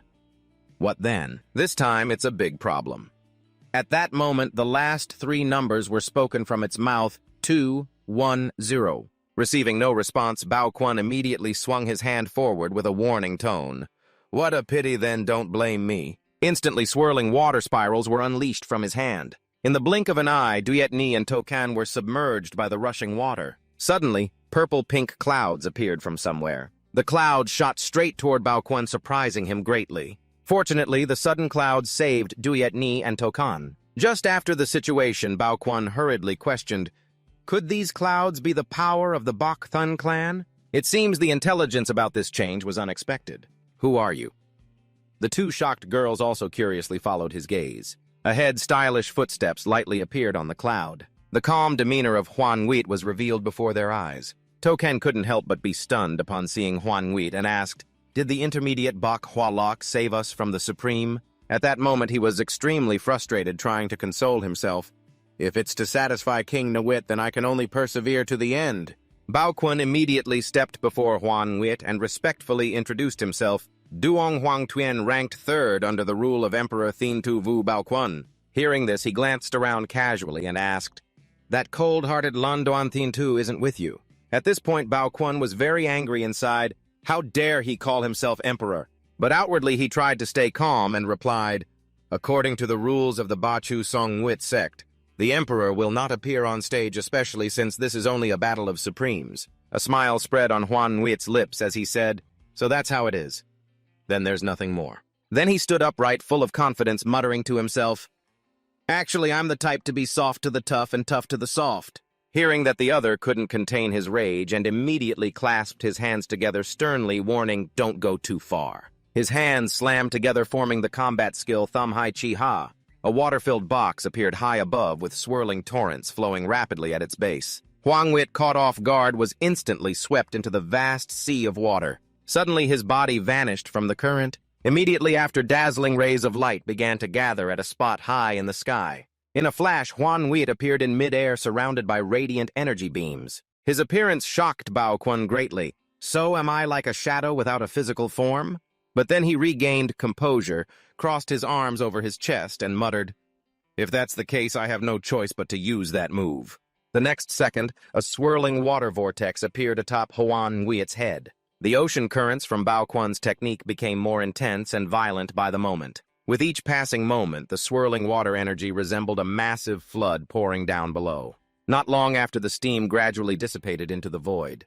Looking down at the deep pit, Bao Kun Mangwin concluded this time he was probably dead beyond recovery. But suddenly something caught his eyes and he couldn't look away. High above in the sky, the image of two moons appeared and caught Bao Kun's gaze. Inwardly, he wondered what Taming was doing, and yet he dared to arbitrarily change the shape of the moon. Then he anxiously looked around, somewhat worried. Thinking to himself, in a place with so many moonlight-type beasts, it greatly affects someone of water-type like me. But then his unease gradually eased when he remembered that the enemy had been defeated. After that thought, he calmly turned and left, still feeling irritated inside. When he returned, he would definitely demand an explanation. From behind, Bao Kun suddenly saw a long, glossy hair sweep past along with the words, "Let me say." Hearing that voice, Bao Kun immediately turned his head around. A hot female body gradually appeared due to the gathering of the moon-transformed clouds. In her transformed form, gliding over the ground, she calmly warned, "Let's wait until the full moon ends before continuing the fight. I really don't need the full moon to easily defeat you." Like hitting the limit of the tyrant in rage, it charged at her with a fist, proudly shouting, "What did you say? I want to strike during the full moon, so what?" But in just a few seconds, its smug expression completely disappeared. At that moment, the tyrant's body, along with the unfortunate rooftops, was distorted by massive antlers piercing through. Its body gradually vanished into the void. Near death, but still puzzled, it asked itself, "How can this power surpass the supreme bloodline emperor?" Looking at Huan Wit's calm face, only now did the tyrant realize that here lay a supreme being no opponent could touch. Then she raised her voice, clearly enunciating each word, "I really don't want to use the full moon to bully you, got it?" Near death, the tyrant tried to raise its head to the sky, silently sending its final message to its master for the next cruel act. Yes, its entire body dissolved into the void, and the entrusted message came to a careful end. Not long after, the number of students coming to observe Huan Ningguit grew increasingly crowded. Hearing the whispers behind her, she silently wondered if she was being too obvious. Her gaze suddenly paused somewhere, looking at the desolate scene before her. Huan Ningguit quietly guessed one thing. It seemed that the Master Miu and the Moon King were both there. Then she tilted her head to one side, worriedly, asking herself what to do next. 3 minutes earlier, at the teaching area square, a devastated scene with thick dust clouds appeared on the ground. The guardian spirit and moon guide lay completely unconscious. In the distance was the dark figure of Yen Nguyen. At that moment, Yen Nguyen was completely out of control, relentlessly throwing fierce strikes. Its gaze suddenly stopped midair as if it saw something unusual. Right now, the body of the moonlight rabbit, which had been cut in half, was gradually regenerating. Clouds gathered around the cut area, forming its upper body. In just a moment, the moonlight rabbit appeared in a low-level full moon form. Crescent-deficient physique. Super-fast combat. Regeneration skills. Physical enhancement. Suddenly, it quickly perked up its 2 rabbit ears. The moonlight rabbit reached out and tightly gripped the blade in Im Nguyen's hand. She looked very annoyed by its action, her face clearly showing displeasure. Suddenly, the moonlight rabbit jumped up, carrying Im Nguyen flying hurriedly somewhere. At that moment, inside the forest near the main Nguyen Academy, a voice asked, "Leader Tanson, are you sure this path won't be tracked by the Zong Nguyen sect?" He slightly curled his lips in a smile, speaking very proudly, "You underestimate me too much." Then he started bragging, unaware that a fierce light was descending nearby. "This is top-secret information sent by an insider. There's absolutely no problem." Just as the dazzling light burst on the ground and blasted straight into Tunson's face, he froze silently. From the thick smoke, the large figure of the moonlight rabbit gradually appeared, still tightly holding Yen Nguyen and the weapon in its hands. Seeing that appearance, he was speechless. Mei Nguyen and Huang Tuyen beside him gasped and reported, Damn, we've been discovered by the Moon King. After a moment of silence, Tunsun regained some composure. Immediately, he spoke to reassure, stay calm. Such chaos doesn't necessarily mean it's the Moon King. Before he finished, Tunsun fell silent as he saw the Moonlight Rabbit putting its hand in its mouth, pulling something out. In an instant, the cloak fluttered like butterfly wings in the wind. The majestic figure of Tuluong gradually emerged from its mouth. Seeing the familiar face of the third master, the man was completely stunned and unable to move. In contrast, Tuluong calmly glanced over, somewhat surprised to recognize the Black Moon sect's spirit Manhwa. There is also Duong Huang Tuyen. Right now, Huang Tuyen is utterly stunned with thoughts swirling. Where is this? Who am I? I am the controller of the water-type spirit beast. Why am I facing the Moon King under the full moon? Feeling a bit scared, she resolutely humbled herself and respectfully pleaded to Min Nguyen Phuong Ton. My mission is to protect the Black Moon. Than Sun has no intention of fighting you. However, Than Sun fiercely declared, I Nguyen Phuong have come to declare war on you. Hearing this, Huang Tuyen froze, silently muttering, forget it, destroy it. Tuluong looked on with a curious gaze, looking down as if contemplating something. Immediately after, the crescent moon in his eyes shimmered brightly. He muttered again the words, declare war. Kansan, without hesitation, fiercely declared, on the next full moon, night after the moon god ritual begins, I will come with the emperor to end it all, carrying the last wishes of all the departed believers to defeat you. His whole body trembled with rage as Long recalled how 3 years ago the headquarters of the Black Moon sect was destroyed. His eyes lost their usual calm demeanor because he had to face some astonishing existence. That day appeared vividly in his mind, making his thoughts even more furious. Back then, just like today, you looked at us with pitying eyes as if we were mere worms. That is the nature of the Moon King. Just as the thought came to an end, Tuluong's face showed slight confusion. At this moment, he was extremely puzzled, wondering what he was saying inside, why his past self had no memories left, had completely forgotten. But then he glanced nervously at Yen Nguyen, who was bursting with energy, worrying that no matter what, they should first find an excuse and then figure things out. Tranting Nguyen was also about to lose control, after some thought. Tuluong spoke up. Although the struggles of these worms look ugly, I can give you all a chance. The three below fell silent, attentively listening to every word spoken. His expression darkened as he continued fiercely. But to pay the price for provoking me, I will order the Song Nguyen sect to relentlessly hunt you during this time, if you can retreat alive. Just hearing this, Than Sun's whole body trembled. Bei Mi Nguyen and Huang Tuyen beside him could not hide their fear either. At that moment, Tuluong turned and left, not forgetting to say his final words by then, I will answer you. As soon as he finished, he loudly called Trantin Yen Nguyen as if waiting for a long-awaited command. Yen Nguyen, in a furious state, quickly raised her sword heavily. In just a moment, a terrifying attack lit up the night sky. The explosion was like a meteor falling. 10 minutes later, the crescent moon still shone in the sky. Below, the smoke in the forest had not yet cleared and the trees were burned to ashes. Someone coughed harshly and asked, has the Moon King left yet? The three surfaced one by one from the ground. Man Nguyen anxiously remarked, Tran Tin Yin. Nguyen's power is somehow abnormal. If it weren't for my emperor secretly intervening, we wouldn't have survived. Then she stood up angrily and proposed, but this breaks the rules. And besides, the overlord of the Song Nguyen sect might have noticed already. Behind us, let's split up and act. Huang Tuyen sighed wearily and added, next, use your brains to figure out how to avoid the pursuit of the Song Nguyen sect. Saying that, she glanced at the distant mountains, a sense of unease rising in her heart. Not to mention Tran Tin Yen Nguyen, the violent emperor, as a 7-star supreme intelligence, even the chance to escape was none. Then Huang Tuyen confidently asserted within the Moonlight Spirit Beast Academy there is still an unknown mysterious force. After leaving the forest, Tuluong strode around the academy. Looking at the heavily damaged scene, he couldn't help but sigh. This battle really destroyed the academy, didn't it? Then he stopped suspiciously wondering, but how could Tran Tin In Nguyen and Dap Van Tri Nguyen easily defeat a 7-star supreme intelligence? Still, he felt even happier thinking, although none of us have signed contracts yet, it seems by chance I have defeated a series of formidable characters. Suddenly, a piercing scream came from afar, catching his attention. A figure suddenly dashed forward and collided straight into Tuluong, causing him to lose his balance. Huang Nguyen was sitting on Tuluong's stomach, repeatedly hitting him while sobbing uncontrollably. Listen to me quickly.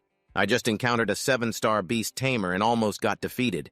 It was terrifying. She kept whining in Tuluong's silence. If it weren't for me, the entire academy would have been wiped out, and maybe that little girl from Tan would have drowned too. After crying for a while, Huan Wit suddenly went completely silent and stiffened as she suddenly remembered something important. Did I forget to transform back? But before she could do anything, Tuluong gently placed his hand on her head and stroked it. He looked at Huan Wit with tender eyes and a clearly affectionate expression that calmed her down. Then he suggested to Huan Wit in a few days come with me back to Song Nuit sect for a trip. I have something to discuss with that overlord. Huan Wit pondered a bit and long silently repeated the word overlord as if recalling something. Her face flushed shyly as she wondered, is this what meeting the patriarch in Legends feels like? Then Huan Wit shyly asked back, isn't this a bit too soon? But inside she was screaming with joy. Cut to early next morning at Song Nuit sect headquarters. It was Thienfuk Island, a butterfly-shaped island hovering behind thick layers of clouds. Below, a group of people wearing white cloaks looked up at the island wondering, could this be the island modeled after the image of the Emperor Fu Sin Ngun Mong from Legend? It truly was a magnificent masterpiece. Song Nuit sect was indeed a force comparable to Thung Nuit Holy Sect. The only person not wearing a cloak was Dao Tiao Ku from Thung Nuit Holy Sect. Dao Nguyet Quan looked back at the group behind her and asked harshly, you haven't forgotten why we're here today, right? Then she turned back forward, speaking clearly and loudly. The treasure of the great Eastern Emperor is already inside Song Nuit sect's headquarters. Tiao Ku clenched her fists firmly and declared with determination, today, no matter what, I must get it. Not long after Tiao Ku and her attendants set foot on Thienfuk Island. Seeing the scene before her, she gaped in amazement. The bustling streets filled with people and the tall buildings around made her exclaim, this place is way too lively. Tiao Ku bit down on the white cloth in her hand, unwilling to accept the thought. I originally thought Song Nuit sect would be very strict, but it turns out to be more like a sightseeing spot. How much must they make in a day? She and her group continued their journey. At that moment, behind Tiao Ku was someone cloaked in black and wearing a butterfly mask. That person was Tuluong. He quietly turned his head to watch Tiao Ku with some curiosity and asked the beast Tamer of Dao Nguyet, why would someone from the southern domain appear here? Hearing this, Huan Nguyet also popped her head out curiously and asked back, who did you say? When she saw Tiao Ku's back, she couldn't help but exclaim in surprise, isn't that Dao Tiao Ku? Immediately after, Huan Nguyet grabbed Toluong's cloak irritably and revealed some information. She's the holy maiden candidate of Dao Nguyet Quan Thon, and the crazy hack Ngai of Thung Nguyet Great Emperor are all going wild online, right? Then she clenched her fist, firmly determined on one thing. I got blocked when I scolded her in a private message. Now's the perfect chance to catch her. Sorry. Toluong heard this and was utterly exasperated, silently asking himself, catching someone to apologize after arguing online, what kind of arrogant nonsense is that? Seeing her keep getting annoyed, he suggested leaving. Do you want to play anything else besides this? In his heart, he thought, we still have plenty of time before the moon rises. Contrary to Toluong's enthusiasm, Huan Nguyet firmly answered with one word, no. Just then, a sign reading, Unlimited Beast Eating Challenge, Anonymous Participation Registration ends at 5 o'clock, caught Huan Nguyet's eye. She immediately pointed at the sign excitedly and declared, I'm joining. Toluong was speechless and could only suffer with himself. The beasts of the Moon King entering eating challenges and wandering around, there's really no face left. The words just spoken came from Xiaoju, who was extremely excited at the registration desk. After registering, Xiaoju excitedly said, as long as I win the champion prize, my power will definitely stand out among all the candidates for the Saintess. Tuluong accidentally overheard the words and murmured to himself, the prize. Then he looked at the prize list of the Central Great Position King. First prize, a drop of the Phoenix Powder Copper's essence. Second prize, a box of masks. Third prize, a jar of hand cream. Seeing the words written there, Tuluong gaped in shock and asked in confusion, wait a minute, what the heck is with this prize gap? Still confused, he thought to himself, isn't Phoenix Powder Copper the third ceremony emperor of the Eastern Domain? It's said that wherever it passes, the sky turns red for 1,000 miles with cherry blossoms in bloom. But because the electronic signals in the eastern area are isolated, very few have seen its true face. Thinking this, Tuluong irritably said, Whoever organized this contest dares to put the essence of an emperor together with hand cream and masks as prizes. Huan Yue was a bit surprised by his question. Puzzled, she asked back, "Isn't that what the Two Moons cult taught you all? It's to take revenge on Phoenix Powder Copper." Hearing this, Tuluong suddenly fell silent. Then Huan Yue seriously explained that there was information online saying, recently the Two Moons cult seems to have collected a large number of delicacies from butterfly-shaped beasts. They have many conflicts with Phoenix Powder Copper. Didn't you know? I thought you had ordered it. Hearing this, Tuluong could only feel embarrassed and replied in his heart, "How could that be? How could my low-level shadow light butterfly use food meant for an emperor level?" Then he still paid attention to the competition, feeling excited. But anyway, I am somewhat interested now. At that moment, the information board about the Moon Branch book appeared. Stage 2 new function. Consumes a certain number of draws.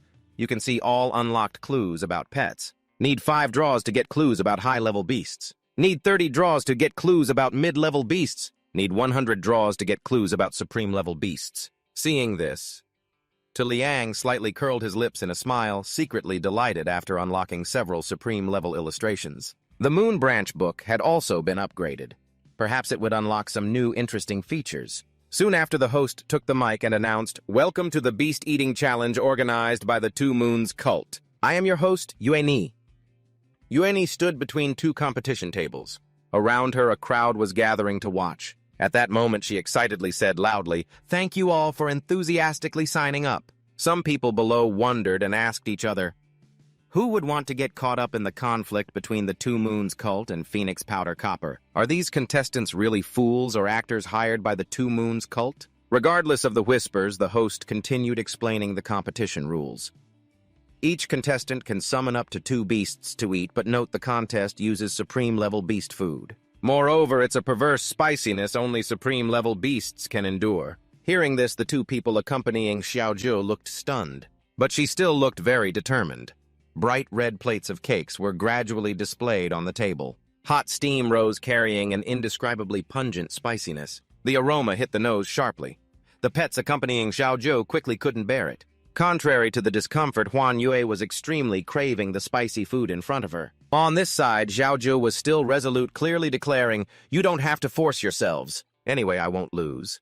Saying that, she immediately summoned her pet and left. Tianyan Fendi is a pink-winged butterfly of the fire attribute supreme level. Holding the pet in her hand, Xiaozhou glanced at the viewers with pride, thinking to herself, "Looks like even in the Two Moons cult, not everyone has supreme level." Suddenly, her eyes stopped and widened as she looked across. The scene of Tuluong and Huan Yue standing behind 3 bright red plates of cakes surprised her. What the heck is that? That person is using a mid-level beast to enter the competition. Xiaozhou sighed in relief, full of disdain, thinking to herself that they must be hoping their beast would die bitterly. On this side, Su Liang was very serious, silently judging that, although the girl only summoned 1 supreme, if she was determined to win the prize, it definitely wouldn't be simple. He glanced at Huan Yue, who was drooling with desire, and whispered to himself that although he also had Tan Tin Yin Yue, obviously he couldn't use it this time. His eyes shone with confidence as he thought, "But I still have another trump card." Opposite him, Xiaozhou also gave Su Liang a fierce look. At that moment, Yue Ni raised the timer high and clear, announcing the competition would have only 1 round lasting 10 minutes. When the words "start match" were announced, both sides shot confident glances at their opponents. Intense belief in victory swelling in all their hearts. Very quickly, Tianyan Fendi grabbed a spicy cake bigger than her head, opened her mouth wide to eat, and in 1 bite she chewed down a large piece. The low-level pets below were struggling, tears streaming as the spicy heat burned their tongues. Across from them, Huan Yue was eating cake after cake, thoroughly enjoying the flavor. Seeing how fast she was eating, Xiaozhou felt a bit uneasy and guessed, could she be supreme level? Then she looked arrogantly at her own Tianyan Fendi, wondering, what era is this where you play the fake pig to eat the tiger? Then Xiaozhou shouted fiercely, "No matter what, I absolutely will not lose." 3 minutes later, all the low-level pets from the cloaked women were sprawled on the ground, unable to withstand the extreme taste of the food. Tianyan Fendi was also exhausted, panting with a swollen belly, having eaten 30 pieces. Seeing the fatigue clearly on it, Xiaozhou was shocked and had to confirm, "Tianyan Fendi can't hold on any longer." Then she glanced worriedly at her opponent. Meanwhile, Su Liang couldn't hide his surprise at Huan Yue's appetite and worriedly asked, "Can she still eat? Didn't you just eat a bunch of snacks?" "No need to force myself," she explained as she kept eating. "It's not a problem. I don't use the same stomach for snacks and beast food." Seeing Huan Yue still devouring every piece, Xiaojiu was very afraid, thinking how could she eat like that and not be affected. Then she regained her composure and silently calculated that with her 4-star beast Tamer level and summoning 2 supremes, it wouldn't last more than 5 minutes. Then she clenched her teeth, her belief in victory still fierce, but because of the Emperor's essence, no matter what she had to win. Without waiting another second, Xiaojiu shouted for her pet to appear. Qingling Yue Fach, a muscular pet with the moonlight element and supreme level, instantly appeared behind her. It didn't hesitate immediately, grabbed a plate piled high with spicy cakes, poured them into its mouth, and swallowed in an instant. Seeing that terrifying appetite, Huan Yu couldn't hide her worry and asked, "Eating like that, won't you get diarrhea later?" Now Xiaojiu had regained confidence, clenching her fists, trembling as she declared, "My amount eaten is already double this time. I'll definitely win." When the host announced there was 1 last minute left, Qingling Yue Fach had eaten 72 pieces while Huan Yue was still stuck at 34. The situation changed rapidly, but Su Liang remained calm, softly muttering that the time had come. As soon as the thought ended, he loudly called out Ho Trung Nguyet's name. Streams of water appeared from Ho Trung Nguyet, quickly spiraling around the plates of spicy cakes, icy whirlpools floating in the air, encapsulating all the cakes on the plates in moments. Outside the arena, everyone was stunned by what had just happened, quickly becoming lively. "What's going on? What just happened?" All eyes turned to the 5 empty plates on Su Liang's table. Someone exclaimed in shock. Hundreds of portions of pet food suddenly disappeared mysteriously. Xiaojiu was so shocked, she froze, stammering, This absolutely can't be." Shortly after, the host rang a bell and announced the competition was over. She reached out to Tuluong and Huan Nguyet, who was noticeably pregnant beside her, and excitedly declared, "The winner is this player." That declaration was like hundreds of knives stabbing into Tuku's heart. She collapsed to her knees, murmuring in anguish, "No!" Immediately after, Nguyet Nhi turned and left, her face darkening. As she walked away, she spoke quietly to Tuluong. "Follow me to the backstage to receive your prize." Moments later, night had fallen, and a faint crescent moon appeared behind a nearby house. Inside, Nguyet Nhi handed the vial of serum to Tuluong, not forgetting to ask, "Master, there are still over 10 drops of Fayon Fandong's serum left in the storage. Do you want me to bring it all out?" Taking the serum in his hand, he was a bit surprised and asked back, "You recognized me?" "Bah." She began to explain amidst Huan Nguyet's confusion. "At first I was just suspicious because there were rumors that recently you've been close with a white deer." Then Nguyet Nhi started to deliver urgent news. "But just now the clan leader woke up and told me to inform you to come to the main hall quickly to discuss something important. So that's why I officially confirmed your identity." Hearing this, although very scared, Tuluong still tried to appear calm and said disdainfully, "Good, that guy awakened right after the moon appeared." After inspecting it for a while, he took off the vial's cap and slowly brought it to his nose to smell the scent. Suddenly, his eyes widened as if sensing something ominous. Seeing Tuluong suddenly turn around, his body twitching uncontrollably, Nguyet Nhi worriedly called out, "Master, your body keeps twitching." In her hands were lines of information from Nguyet Chi Thu. The Celestial System's non-king level Fayon Fandong unlocked the reward of 50 consecutive draws. Changed the unlocking rules so that all Moonlight System beasts in sight automatically unlock the illustrated book when reading the line about the king-level beast entrenched in the eastern continent, which has existed for over 10,000 years. One of the 3 beached Tiu with nearly Overlord-level combat power. Tuluong could not hide his astonishment as he suddenly realized that almost Overlord level was no longer a normal king-level rank. He lightly raised his hand to steady his mask and muttered in frustration, "Too many screens appear. It's paralyzing." Then he smiled brightly with an excited thought. In other words, isn't it too early for the Song Nguyet sect to clash with Fayon Fandong? Moments later, in the main hall of the Song Nguyet sect's headquarters inside the vast building, the relaxed figures of Tuluong and Huan Nguyet walked forward, eyes constantly scanning around. Huang Wit noticed the cloaked women standing with bowed heads and couldn't help but marvel at the rows of them. This was the true value of the Moon King title. Soon after, the two arrived at the gate leading to the main hall. Brilliant light radiated from it outward. Without waiting a second longer, Tuluong stepped through the gate. He closed his eyes briefly, waiting for the destination. When the dazzling light from the gate completely vanished, he opened his eyes wide to look. Now Tuluong and Huang Wit stood over a high lake where a silhouette sat on the crescent moon. It did not take its eyes off the figure in the distance. Amazed, it said, "This is the Overlord." Tuluong remained calm and slowly explained to Huang Wit, "Correct. This is the supreme overlord of the entire northern region. The beast guarding the Song Nuit sect, also the 12th protector of the moonlight. That being's name is Bichhai Triet from Moon Palace." After a moment of silence, Moon Palace in the misty haze began to speak. "Moon King, it seems you have finally made your decision." Her expression darkened noticeably as she calmly recounted that to await your response, the Moon God ceremony had to be postponed for 3 years. Below, Tuluong listened intently to every word, resonating from Moon Palace.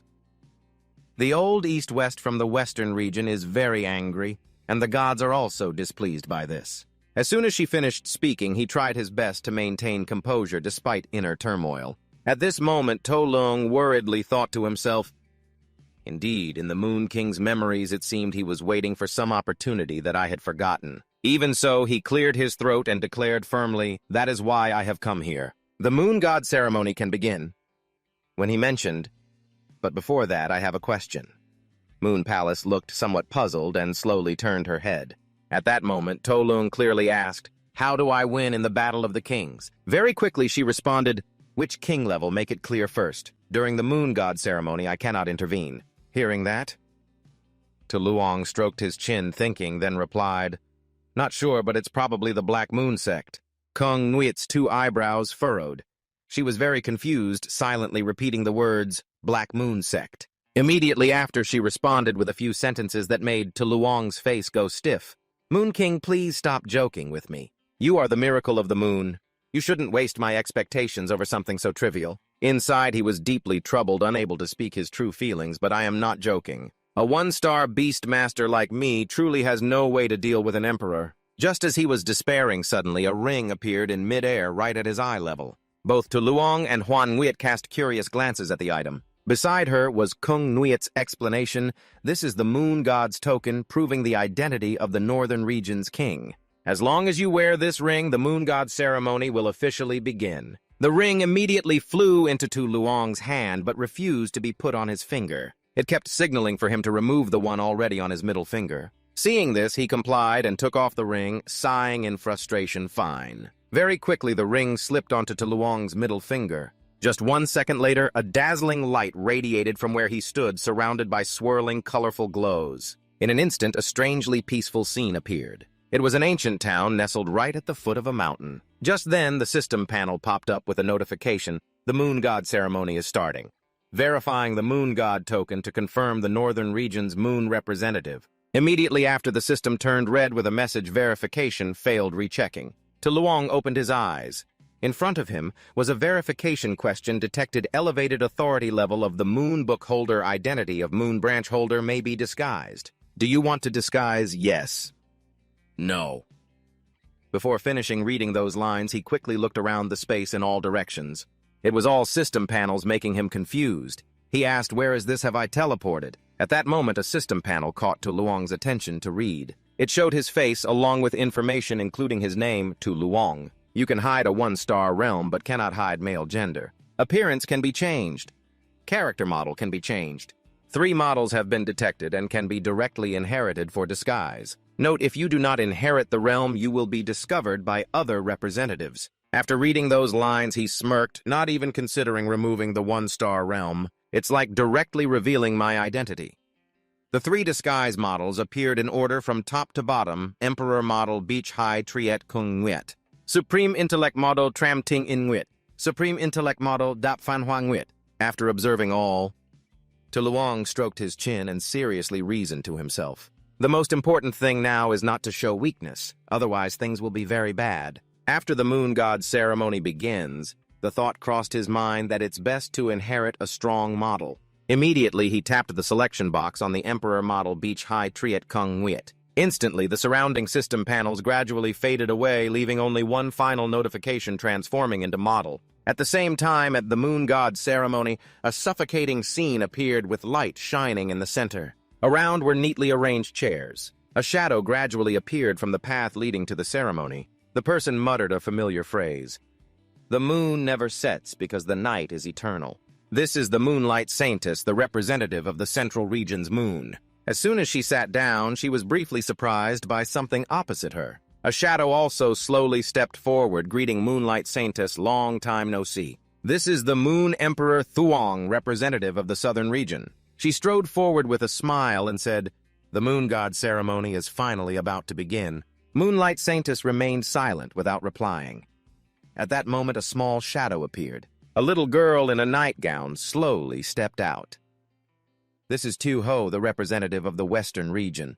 Chung Wit shot a not-so-friendly glance over. Meanwhile, Thung Wit cheerfully waved at the girl. "Long time no see, King of the Western region." That enthusiasm was lazily returned by Tu Ho with a simple uh-huh. After climbing onto the tall chair, the little girl closed her eyes tightly and fell into a deep sleep. Not long after, a flowing mane of hair appeared. The girl in the revealing outfit this time was Bang Dun, the representative of the Eastern region. She glanced around and said with a bored tone, "What is this? Just a bunch of women, how boring." Chiu Nwit responded with contempt. "Why is Bang Dun from the Eastern region showing up here?" The foreign objects of the Phi Nguyet Quang system only threaten the purity of the moon. She calmly sat down, a smile on her lips as she explained, "If the moon god's token is on someone, I can't not come." The four had already taken their seats assigned to each region. However, there was still one empty seat left unoccupied. Bang Dun immediately noticed the empty chair and asked in confusion, "Why hasn't he come out yet? When will the next step begin?" Thung Nguyet smirked slightly and announced, "Only the northern region remains, surely it's the Moon King." Tu Ho had by now awakened. She looked over with a sleepy face and quietly asked, "Is it the one who caused chaos 3 years ago and kept the full moon for a whole month?" Chung Wit sneered with disdain and quickly replied, "Just an empty reputation." No sooner had she finished speaking than slender legs stepped sharply forward. Tu Ho and Thung Wit immediately turned their eyes toward the source of the sound. Chung Wit and Bang Zun also couldn't hide their curiosity. A young woman's figure gradually emerged from the shadows. Upon seeing her, Bang Dun gasped in surprise. "What?" Thung Wit was also stunned, standing up in disbelief and shouted, "This can't be!" Tuluong in the body of Bik Hai Triet Kung Wit strode forward before everyone as the representative of the northern region. His eyes shone with the familiar crescent moon glow. Thung Wit quietly followed with her gaze, still unable to believe the reality unfolding, stammering the words, "The moon gave the wrong guidance." As he began to sit down, she kept yelling, "How can the representative of the northern region not be the Moon King?" Chiung Wit, however, appeared much calmer. She leisurely offered her speculation. "Looks like the Moon King is just an ordinary person. There are many more suitable choices than him." After saying that, Chiung Wit fell silent for a moment, subtly shifting her eyes toward Tuluong to observe his unusually calm expression, which made her suspicious and unresponsive inside. Could it really have nothing to do with the Moon King? At this moment inside, he was actually in great pain. He looked very adorable, so why was he so sharp-tongued? But then he regained his serious demeanor. He silently assessed that the form of Beach Hai Triet Kung Nguyet made them all uneasy. It seemed the authority of Nguyet Chi Thu was truly higher than the token of the moon god. Representatives from all 5 regions had appeared in full. At this time, the announcement was broadcast. After thousands of years, the moon god ceremony is about to begin again. The final victor will be decided by the kings. The voice echoed, making Chio Nuit extremely annoyed. But before the final brutal battle, the moon god seemed to want more interesting things. The announcement continued while Tio Ho was still drowsy. "So please choose the strongest sacrifice you trust. And before the soul sacrifice is defeated, the kings are forbidden from fighting each other." Bang Dun seemed to really enjoy listening to each piece of information. If the king personally massacres other sacrifices, he will lose the right to participate. Thung Wit ignored the words, continuously glancing toward Toluong. Finally, it is forbidden to designate a supreme beast as the exclusive sacrifice. The beast must belong to their own faction. Otherwise, a new selection must be made. After a long explanation, the call was made. "All right, now please announce your exclusive sacrifices." Tuluong was currently very shocked as he suddenly realized besides the beast in the Song Wiat sect, did he really have any other choice? Sweat poured down your face like a shower. A feeling of humiliation rose inside. The disguise not easy to carry out was exposed right from the start, so embarrassing. At this moment, Bang Dan let out a long yawn, then said wearily, "So boring." Originally, the plan was to test the strength of their sacrificial beasts, but in the end, even she herself couldn't participate, saying that she immediately summoned her exclusive sacrificial beast. A system panel appeared right after. The exclusive sacrificial beast of the eastern region was identified as Heavenly Void System Emperor-level Empress Yingfen Tong. The recent scene made Tuluong even more confused. Starting out at the Emperor level like this means she might have a contract with something even more terrifying. The next moment, the exclusive sacrificial beast of the central region was identified as Moonlight System Emperor-level man Nguyen Trulak. Reading the lines on the system, you grew even more puzzled. Man Nguyen Trulak, Emperor of the Moonlight System, famous, and the symbol of the Moon God Palace. Little Hu, still half asleep, also summoned her sacrificial beast. The girl complained in frustration. So troublesome. The system quickly showed the exclusive sacrificial beast of the western region identified as Moonlight System Emperor-level first-generation Bai Than. Tuluong's eyes widened in surprise.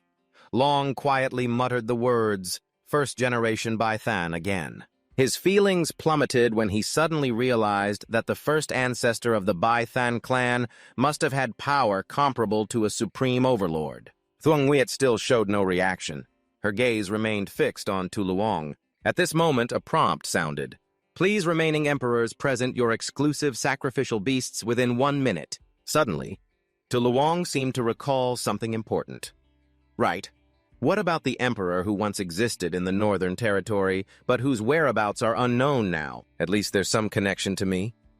A shadowy figure with deer antlers appeared shortly after. He was extremely delighted, thinking silently found it. After a short hesitation, he declared firmly, "Moon Branch book uses 100 draws to quickly flip through every page of the Moon Branch book like the wind." Soon after, a notification for looking up a drawing of an emperor-level beast appeared. It was an image of Van Du Mong Tri Uok with information on ancient northern region emperor-level beasts, founder of the Moonlight Academy's Imperial Beasts. Collected info 11. Thousands of years ago, Van Du Mong Tri Uok was the protector of the White Deer Palace within the 12 Moonlight Palaces. After the Moonlight Palaces were broken, it fell from overlord status to ordinary emperor level and entered a deep sleep, slumbering in seas of clouds and fog at the northern border, waiting for the moonlight to gather to awaken. Collected info 22. The 12 pieces of the Moonlight Wine Palace belong to the 12 fragments of the Moon God system. The only surviving guardian is Theme Diep, the 9th palace, Bish High Dead Palace Moon of the palace's archer. A sudden announcement sounded while Tuluong was still dazed in the last 5 seconds. If you don't make a choice, you will be judged to have forfeited your qualification. Collected info 13. The descendant of Van Du Mong Tri Uok is named Dap Van Troy Nguyen at the Supreme Wisdom level. After obtaining the shattered Moonlight Wine Palace of the White Deer Palace, he can be promoted to Emperor level. Even now, Tuluong was still stunned by the words before him, though the countdown numbers had already sounded 5-4. Collected info 14. The final info panel appeared, revealing that Van Du Mong Tri Uok and the host belonged to the same faction. This could be judged through this Moon God exclusive sacrificial beast. He seemed to regain hope, his eyes shining brightly as the countdown reached 3, 2, 1. Both Tuluong and Thuong Wiat simultaneously presented their sacrificial beasts. The first notification appeared. The exclusive sacrificial beast of the northern region was identified as Moonlight System Emperor-level Van Du Mong Tri Uok. Thuong Wiat was so shocked after reading this info that she was speechless. She hadn't expected it wasn't actually a beast. At the same time, Tuluong's eyes widened in surprise as he realized what was going on. The exclusive sacrificial beast that Emperor Thuong Nguyen chose was at the Supreme Wisdom level. On the announcement panel appeared the exclusive sacrificial beast of the southern region identified as Moonlight System Supreme Wisdom level Shang Xuan Nguyen Nai Lak. This info suddenly reminded him of something important, and moreover, this prefix seemed like the sword sheath that Tram Tin Yen Nguyen was seeking Shang Xuan Nguyen Suong Hua Tung. At the same time, glowing rings appeared throughout the room with the announcement, The exclusive sacrificial wrestling match of the 5 has been confirmed. The moon god ceremony is about to begin. Please enjoy. Tuluong's body began to dissolve. This is the process of teleporting back to Xiaohu. Prepare to close your eyes and take a nap. During this process, the little girl suddenly opened her eyes wide, her face showing surprise as she realized she was waiting for the Cloud Dream memory promise. Xiaohu looked at Tuluong, who was gradually disappearing, and exclaimed in amazement, "How could it be this person?" But before she could finish her sentence, the teleportation process ended and Tuluong had returned inside the main hall. He was quite surprised by the scene before him. Just then, Gong Yue, sitting on the crescent moon, softly called out to the Moon King, then began speaking to Tuluong.